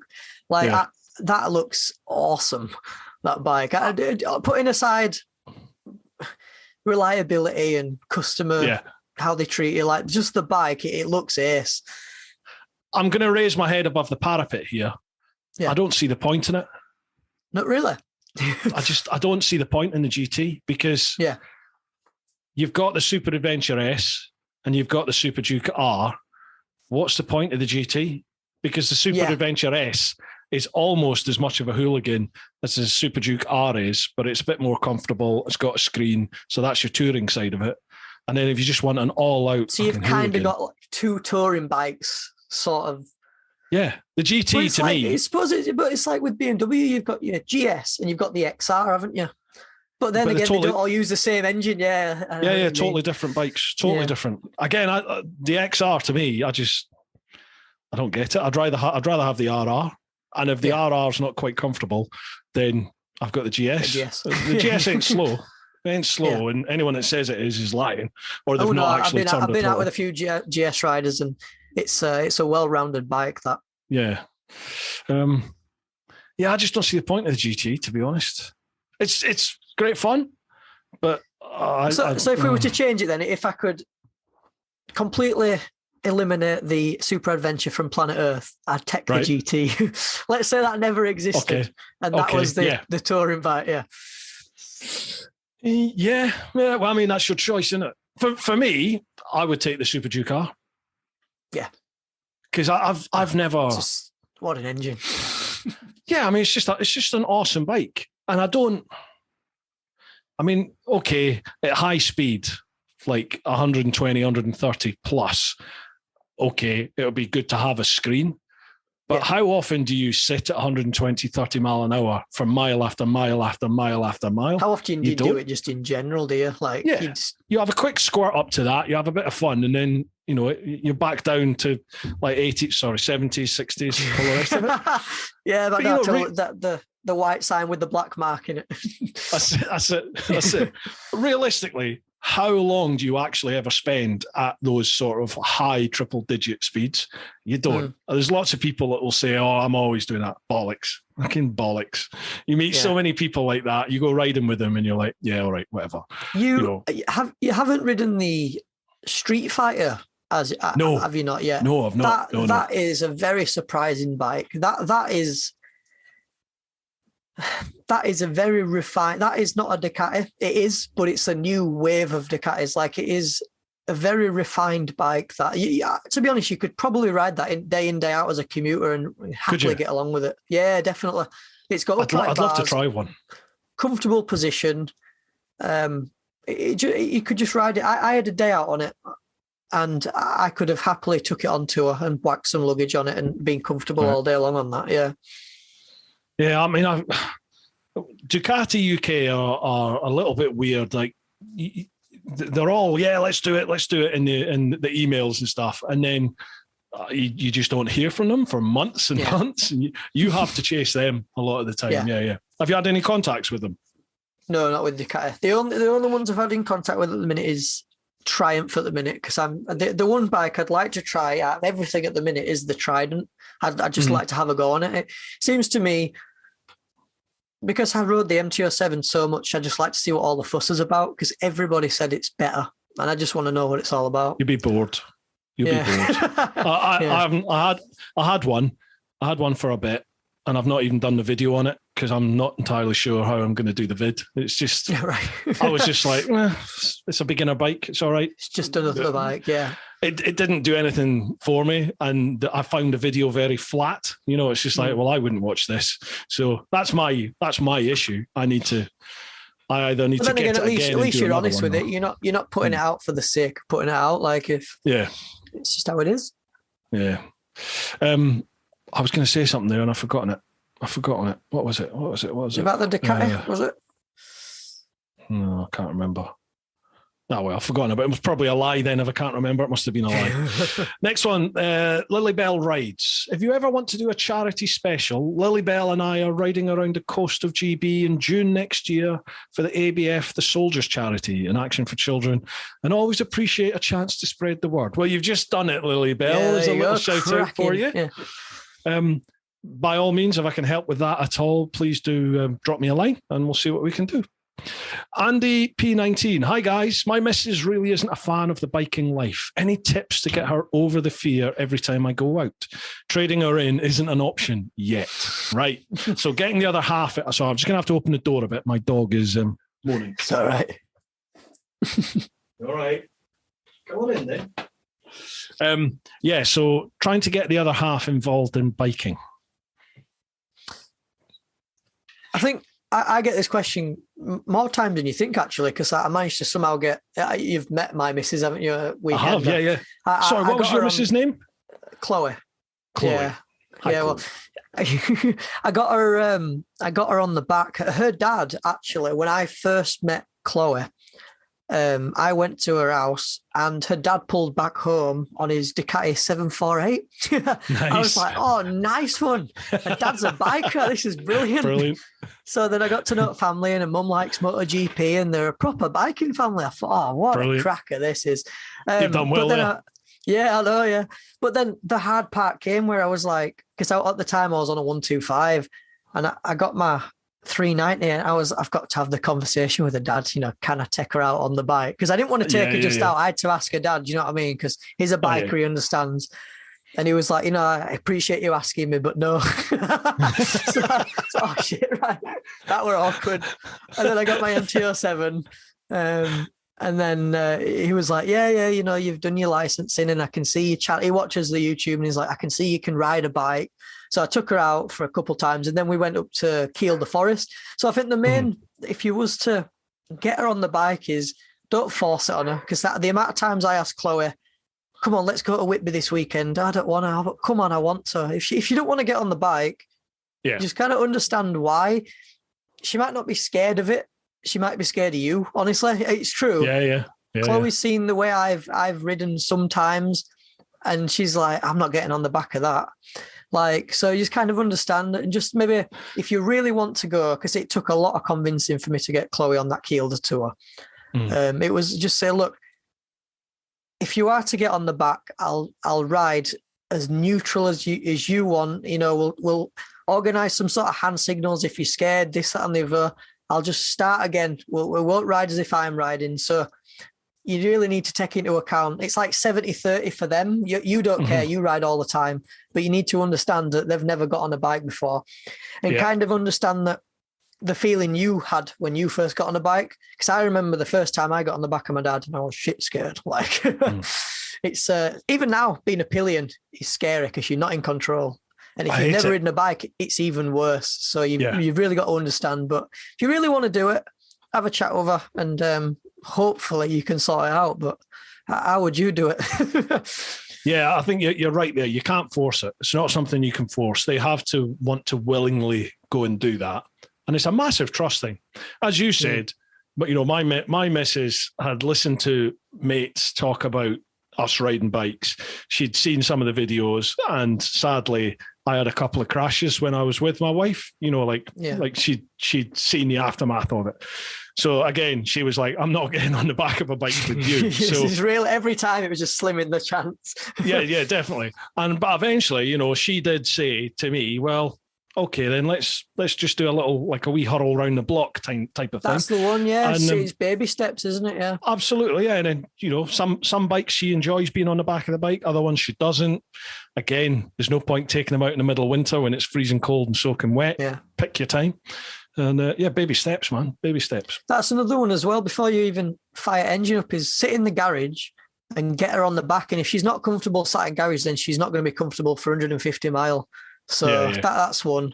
And as you were saying there with the round the block and sort of thing, just take it steady. And if you've got to make sure they're comfortable, you might have seen in that video, I give Chloe all my rucker gear because I'd rather her be warm and me be all right because I'm used to this. So make sure they're comfortable. That's just the main thing. Yeah. And I think maybe also like ride somewhere they want to go to. So I remember for us, one of the first bigger trips we did, it's only like 40, 50 miles down the road, but we went to a place that has loads of like antique car boot style shops. My missus is right into secondhand shit. She loves all that. Fred Dibner is her like poster boy. So we went there. So she knows at the end of that ride, there's something she's going to enjoy, whether that's a brew and a little wander around the toot shops. And then obviously you get the ride back. So, it sort of swings and roundabouts, isn't it? Yeah, definitely. Right. Next one, Robert Newman, 27. By the way, Andy, best of luck with that, pal. Robert Newman, 27. Hello, gents. Hope you're both well.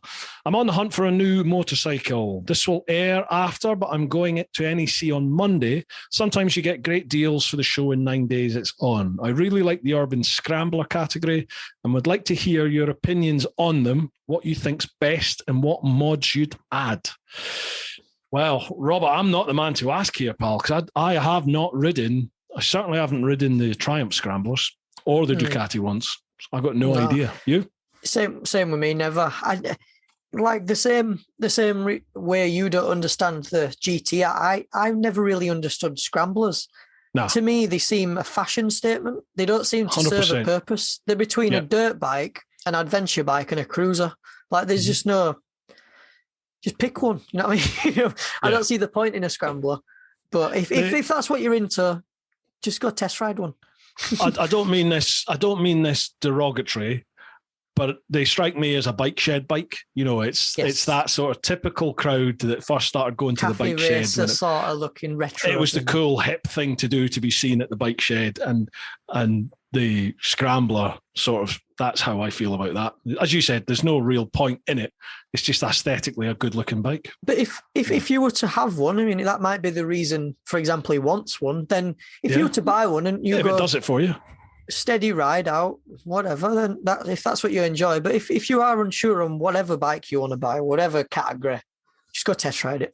I don't understand, no offense to anybody that asks, but I don't understand people ask for in-depth, people, what's your opinions on this bike? Well, just go ride one. You know what I mean? What I say might be nothing to you. I'm different. I'm different size, different weight, different age. We all want different things. So I get it all the time. People saying, I'm buying this bike based on your review. And I'm like, no, don't test ride the thing. Take it out for a test ride and see what you think. Well, by all means, take what I say, but go test ride it. Like, absolutely. Yeah. I'm 6'3", 20 odd stone, thick as two short planks and seemingly impervious to the bloody cold. You might not be, so just go out and enjoy it. What mods would you add? God, blimey. What, to the scrambler? Yeah, to a scrambler. Road tires. Yeah, again, absolutely. If you're not going to be going off road, put some good quality rubber on it, which at the moment is either your Michelin Road 5s or your Dunlop, or any of the Dunlops really. Yeah. That's what I put on it personally. Sport touring tires. Sport touring tires if you're road riding. If you're not going to go off road, what is the point in trading off that extra grip road tires? Absolutely. Yeah. And I'd make sure they've got heated grips. I think every bike should have heated grips these days. In this the radiator guard. Yeah. Who was that mentioned that?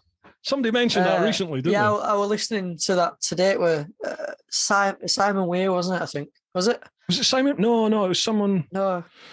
No, it was Sean Marshall, Likeable Rider. Yes, that was it. But it's true that when you asked the question on it, I was like, first thing I said was radiator guard. Like, should come stock. They should come stock. I don't get it. And engine protection. I don't know why they don't come stock.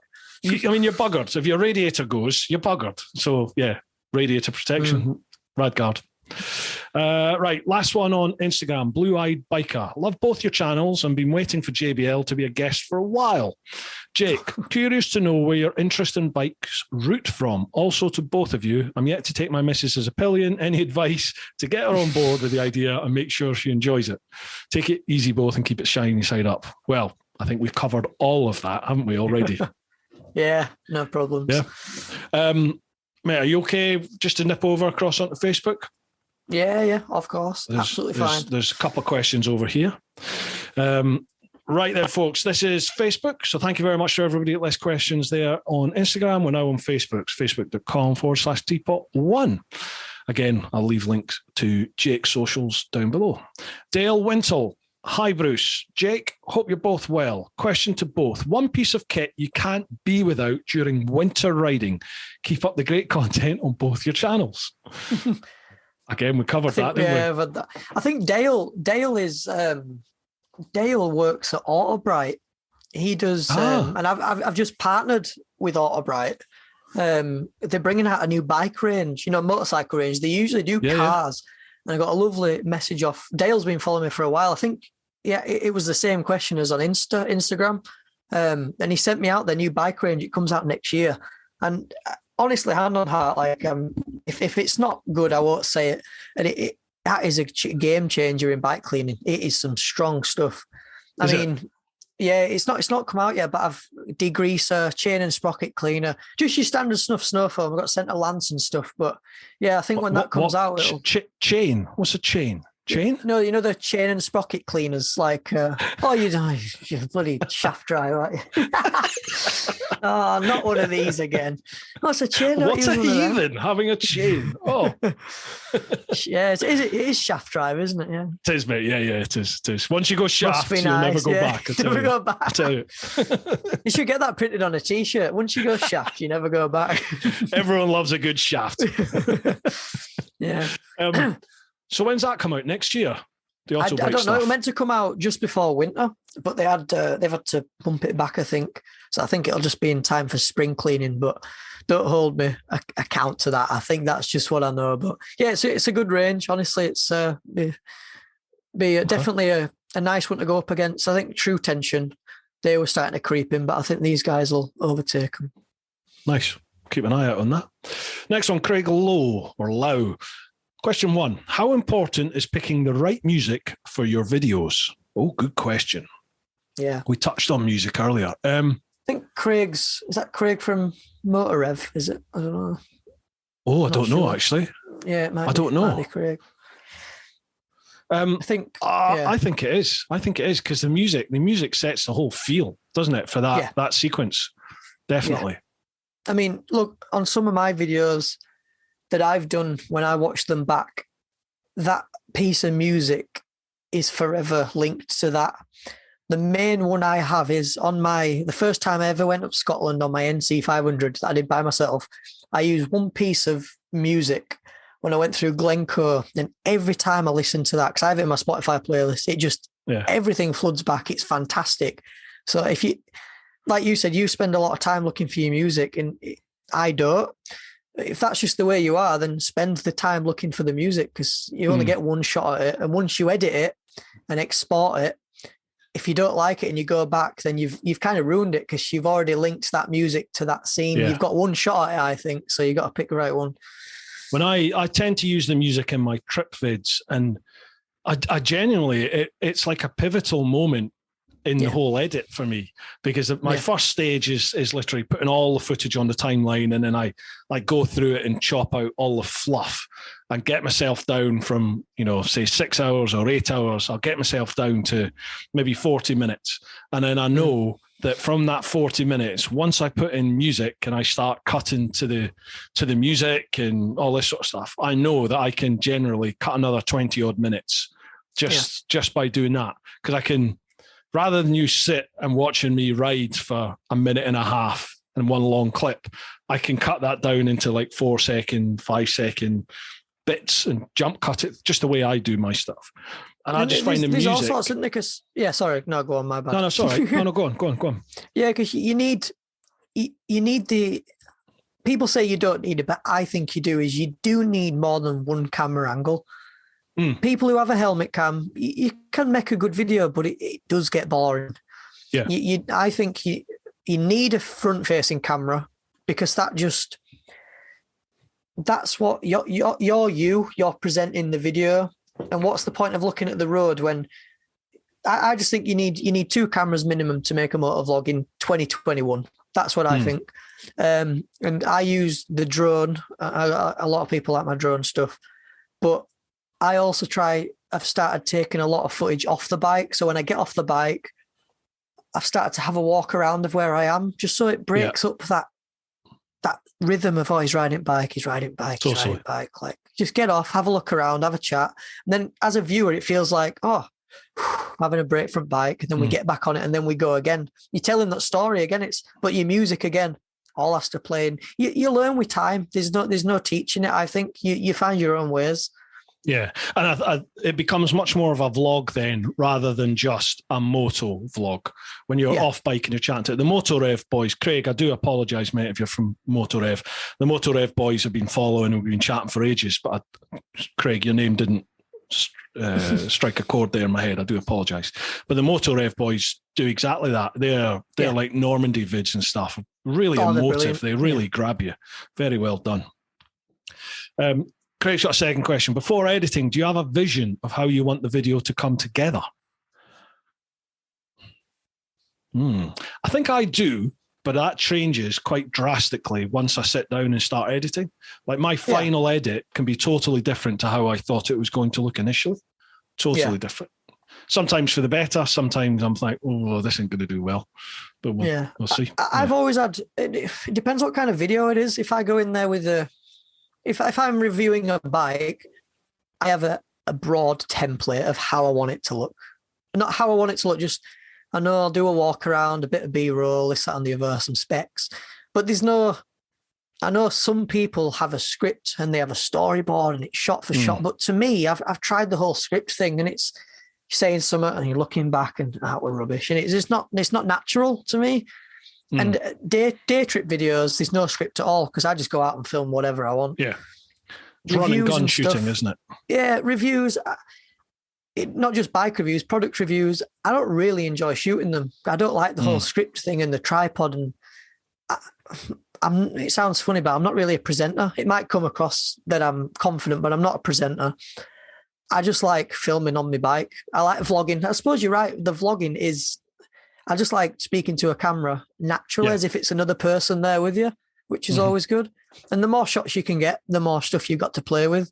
But don't think about it too much, because you'll just end up stressing yourself out. I totally agree. But perversely, my most popular video ever, my most viewed video ever, was totally scripted. And that was how much does it cost to ride around the world? But I mean, that in itself, that's a title that is going to attract attention. The thumbnail attract attention. The topic. I think that's one of the first videos I'd seen of yours. Was it? Yeah, when it was the one where you were walking through the park and the camera. I remember watching it. Yeah, cracking video. That's because I couldn't ride. I'd been knocked off the bike, so one of my arms was immobile. I couldn't use it, and I was just like, shit, what am I going to do? I've got to create some videos here.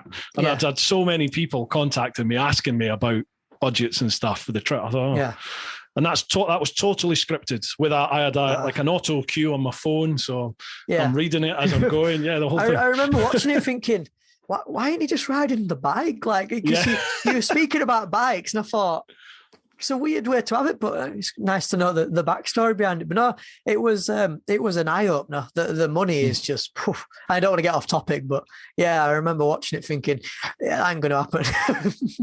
Again, I'm sad when I hear that, because I wanted to put over in the video that it didn't need to cost that. It can be a lot less. It can be a lot more, but it could be a lot less. There's people like Nathan Millward. He did his trip on less than 10 grand. I think he did it on like 8 grand. All the way back from Sydney.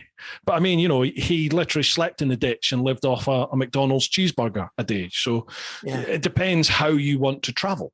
Not quite that extreme, but you know what I mean? It depends how you... I sort of stayed in hostels or motels maybe a third of the time. I camped wild for a third, and I stayed with people that I met and friends a third of the time. So that keeps the cost down. Have you ever heard of Two Wheel Review? Quite an old channel. It were a young chap called Harvey. He started off on he was like yourself. He just used to like going out of the UK and just in touring, but he was like 19, 20-year-old. Yeah. He used to go down to Spain on his 125 to see his grandma and this and a bit. And then he went to Wales on his MT-07 by himself and all this stuff. And then he sold all of his stuff and he bought a CRF 250 and he rode to South Africa by himself, the bottom of South Africa. And then he just disappeared. Oh, my bad. I'm back. I'm back. Oh, you're back now. Sorry, mate. I lost you on my headphones. Apologies. Oh, my bad. Sorry, where'd I get up to? You were just chatting about Two Wheel Review and it went there. I was trying to get him back. Sorry. So he had all these bikes and stuff and he used to go out of the mainland. And then eventually he sold everything he had. He was only a young lad, 21-ish. And he bought a Honda CRF 250L, packed it up with Krieger and just rode from the UK to South Africa, bottom of Johannesburg, by himself. Mega. And then I never heard from him again. But he didn't know what happened to him. But what a cracking guy. And I thought you'd have him on here, but I don't know where he is or what he's doing. I'll look for him. Two Wheel Review. Yeah. Thank you. I'll check him out. I'll see. Yeah, I love all that. That's what amazed me when I was traveling is I met people who were doing incredible things and they had no social media. They weren't recording it in any shape or form. They were just living it and doing it. And I was like, that's amazing. I've met people who were like cycling from the bottom of South America to top of Alaska. I met a guy that was walking around. He's walking for peace. He'd been walking for 15 years. Totally off his head. But I mean, he was just an amazing character. You just meet amazing folk when you travel. Yeah. I just loved it. I loved it. I would love to do more of it for sure. Well, it's happening. Sneak peek for you. It's happening in 22. I'm going to be doing hopefully India and maybe America. Yeah, I'm just a week. So it's going to be a real on the splash and dash. No. I'm going to try and pick different bikes for each one of those trips. So I don't know which ones yet. We'll see. I want to make it as inappropriate as possible. I would love to do. Speaking of riding bikes, you need to jump on the. You haven't ridden any of the MTs, have you? Whether it be the 10 or the. I've got no connection with Yamaha, mate. Yamaha are just like a closed door. So. Oh, what a set of bikes. Honestly, I'd like to see your thoughts on the 10, especially the 10. Obviously, the 09 and the 7 are a bit small, but there's definitely the 10. I know Chopsy likes it, so. I've got mates that have the MT10, and I just have this thing in my head where I don't want to ride other people's bikes just in case. Do you know what I mean? Like if I take somebody's bike and then something happens, I just hate that. But I get loads of people saying, take my bike and do a review on it. But I've got no contact with any Yamaha type places, unfortunately. Right, Craig's got a third question. If tomorrow motovlogging became illegal, what other subject would you turn your channel to? Tech for me. Or just like product reviews and stuff. Yeah, I would like to go down.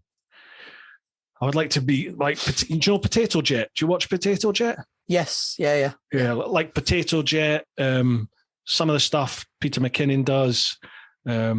Sort of the traditional Casey Neistat style. So it's a bit of lifestyle vlogging with some sort of kit chucked in. Yeah. I think I don't like doing the hard sell. I hate the hard sell, and I've been guilty of it a couple of times when, you just needs must and you have to do it.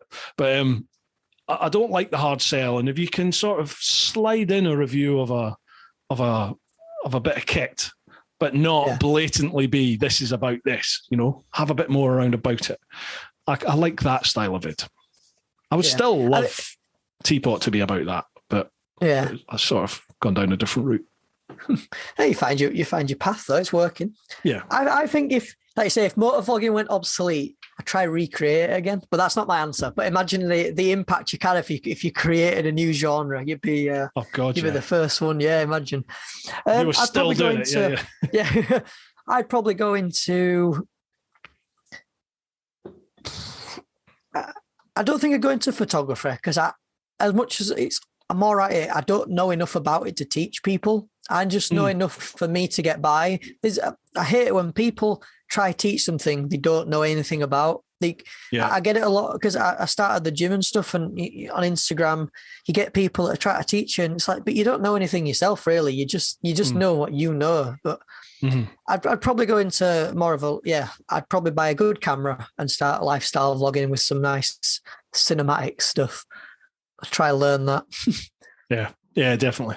I would love to learn my craft, and I suppose I should anyway. I need to learn about cinematography because I just pick my cameras up with them on sort of auto. My phone's on auto. I've got the GGI Pocket. I maybe have I've started having a wee play with the settings on that, so it's not just an auto. Just one day it'll sort of click, it'll just click. It happened with me when you're saying with lockdown. It happened with me in lockdown. I figured out Final Cut Pro, figured out Lightroom, I figured out everything, and I just shifted everything, my content from my Instagram, everything shifted, and I finally knew what I was doing with what I was on. Not everything, I just knew how to get by, but eventually it'll just click. You know what I mean? It's just I've tweaked the settings on my GoPros. They're not just auto, so I've tweaked them. There's only so much you can do with the GoPro, to be honest. And moto vlogging, it's very hard because the light values change throughout the day. They change whether you're going through trees or not, and where you are. So it's hard to get one. If you could live with an ND filter on, your videos would be fantastic. I mean, there's a guy in America called Motonosity and Chase on Two Wheels, and because there's so much sun, all the videos are with ND filters on and they look awesome. But over here, you set off and it's sunny and it's nice. You get up onto a hill and it's cloudy and your ND goes black and it's just a nightmare. Well, Rich was using an ND. Yeah, Richie Vida was using ND filters for a little while. And I know Sean, Likeable Rider, and Andy Mancam, they both use ND filters on theirs because it gives you the motion blur. So it looks awesome. It just looks it looks like a game. It's so realistic. Yeah. Shaft uses them. Do you know Shaft, the Austrian? With the pure sound. I took a leaf out of his book on one of them. I bought an audio recorder and an ND filter, and I tried to do a pure sound as they do on the MT-07, and I did pretty well with it. But if we had the weather over here, the level of motovlogging that the UK vloggers could do would be next level. But we just don't have I think it's a bit more effort, and the vast majority of people out there can't be arsed. Truth be told, for sure. Bottom line of it, Martin Gardner, love his vids, very cinematic, but especially the music. Where does he source his music for his productions? We covered that, didn't we? Epidemic. Epidemic, yeah. You got to pay for it if anybody's wondering. It's a subscription, but it's do you have a referral?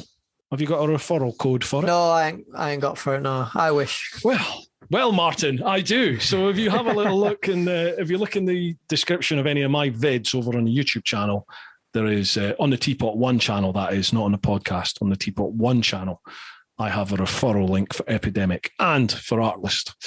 Andy Honey, Martin Gardner, he does make a ref to the music in the video notes with a link. Oh, so you do have or is that just a link to the general? I have a link in my description. I have all my gear and it's links to where you can buy it. Everything I use. There's all sorts. It's funny when people ask questions. It's like, have you ever looked in description? It's true though.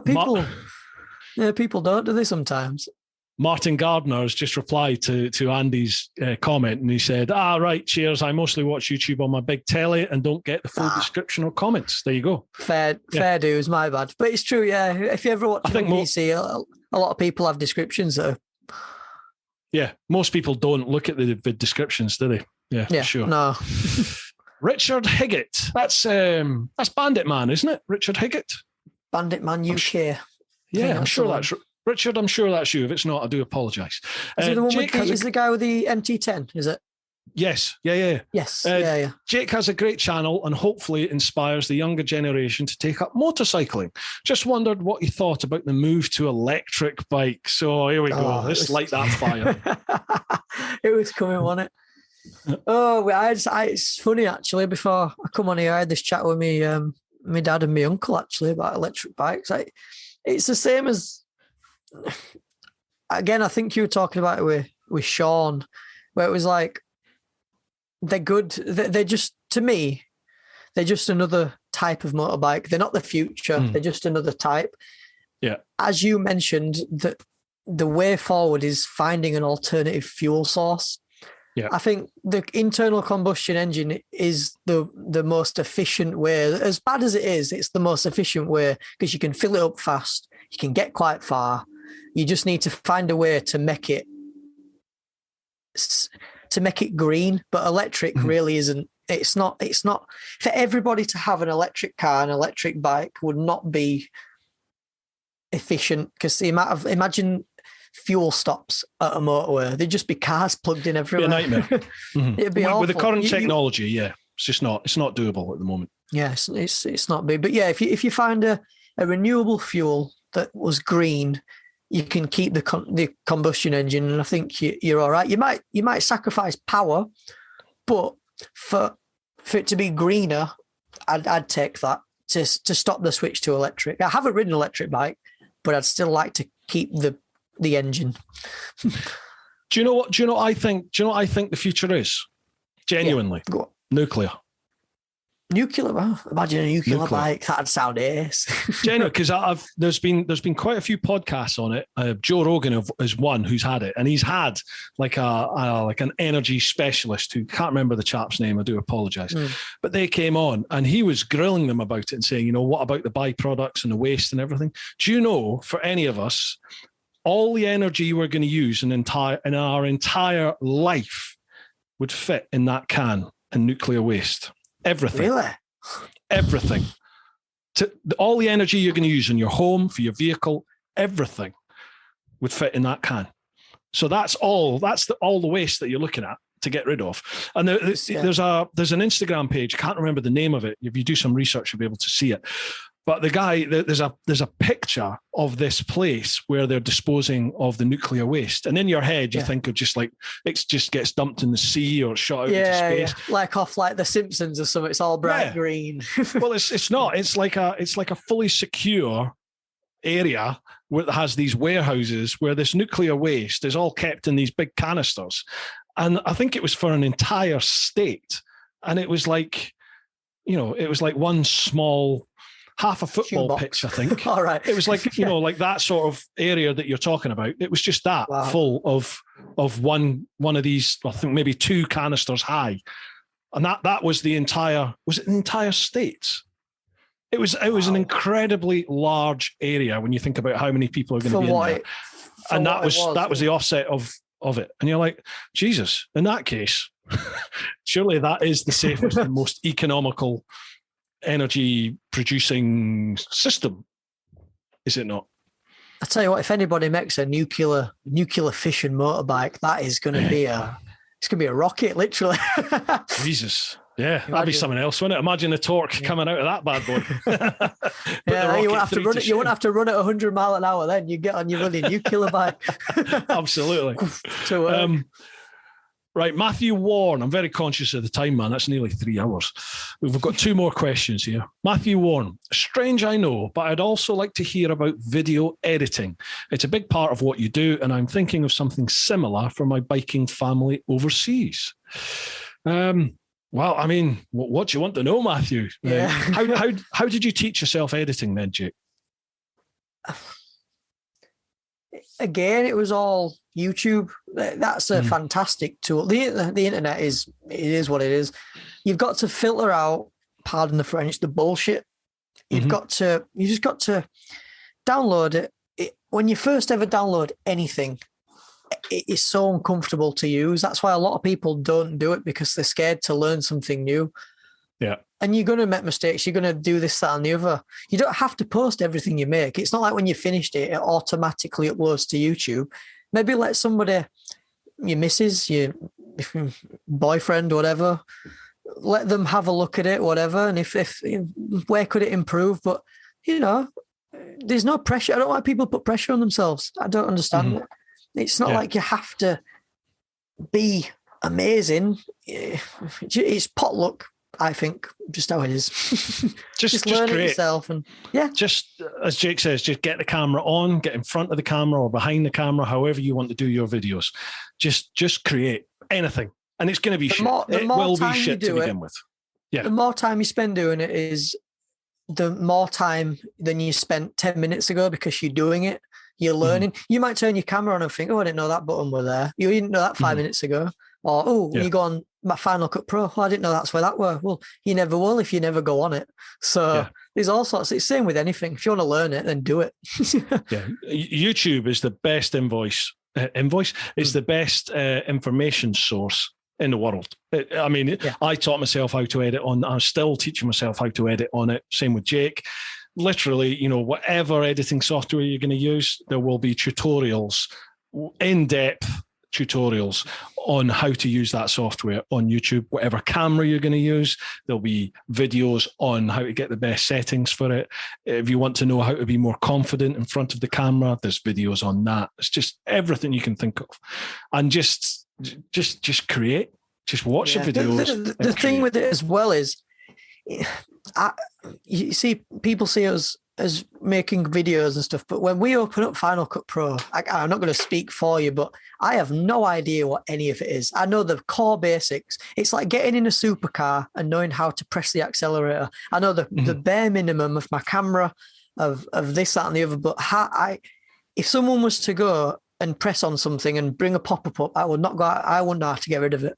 I don't know what half of the stuff is on that. You really are dabbling with a fantastic program, but I know the bare minimum of it.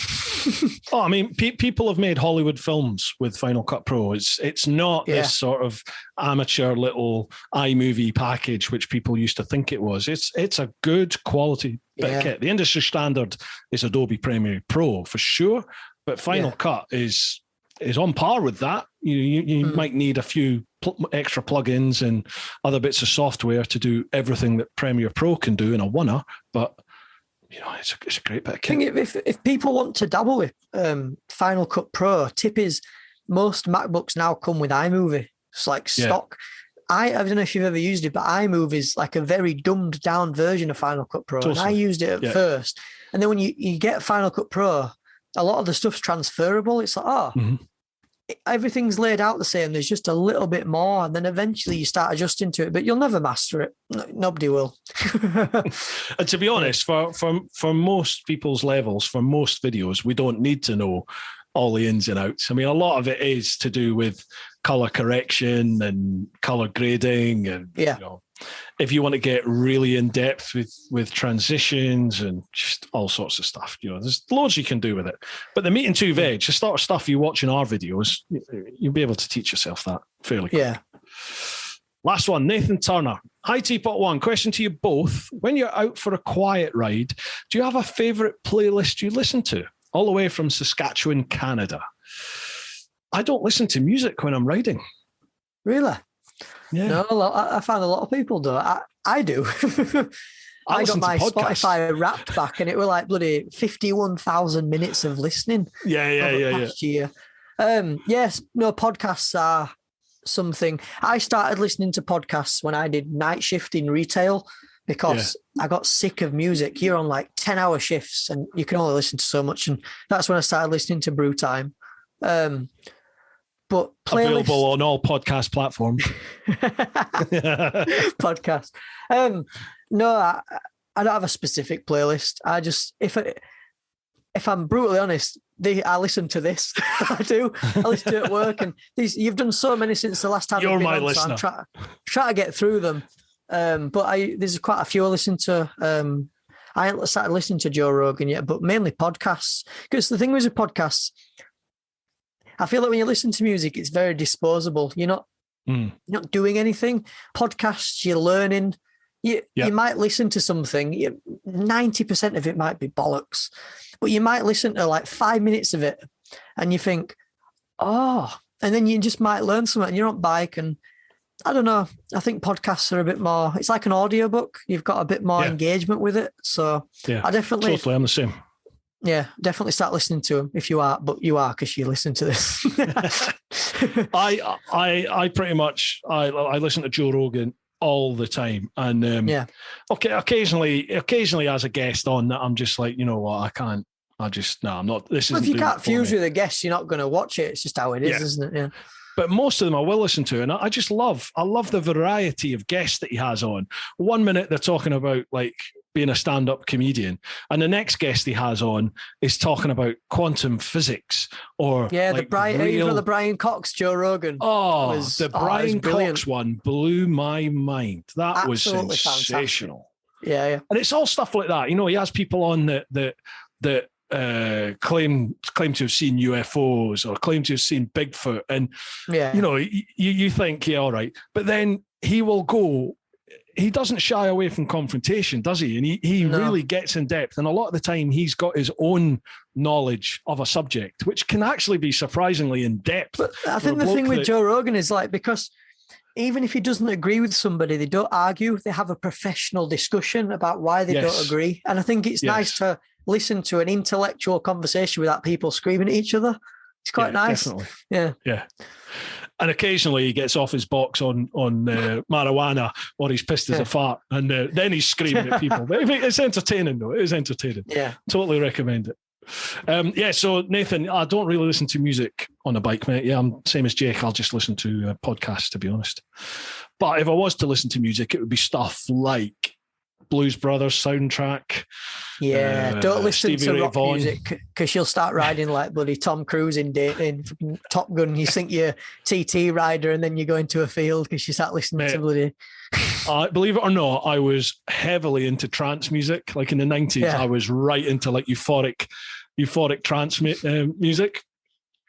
Like, you remember the albums? I don't know if you'll remember them. You probably weren't born. Euphoria, all of like the various different like Gatecrasher and all that. Yeah, and all that. I used to love all that. And I made the mistake when I first started riding of listening to some of them when I was on my Gix 1000. You're doing 150 mile an hour before you know it. Yeah. I'm going to die very quickly. If you're on and a bloody modern house tune comes on, you look down, you're like, hey up. You feel like you're in a bloody video game. Yeah, it's awesome. I know. Dude, we've gone through all the questions. I bet listening to music on a track day I bet you'd be about 5 seconds faster. You probably would. Yeah, you probably would. Sorry. Yeah. Until some blues came on. Maybe too chilled out. Dude, we've managed to go through all the questions. Brilliant. Fantastic. Normally we don't get onto the Facebook ones because time's cracking on, but we've stuck with it. That's over 3 hours, and we've done it. Smashed it.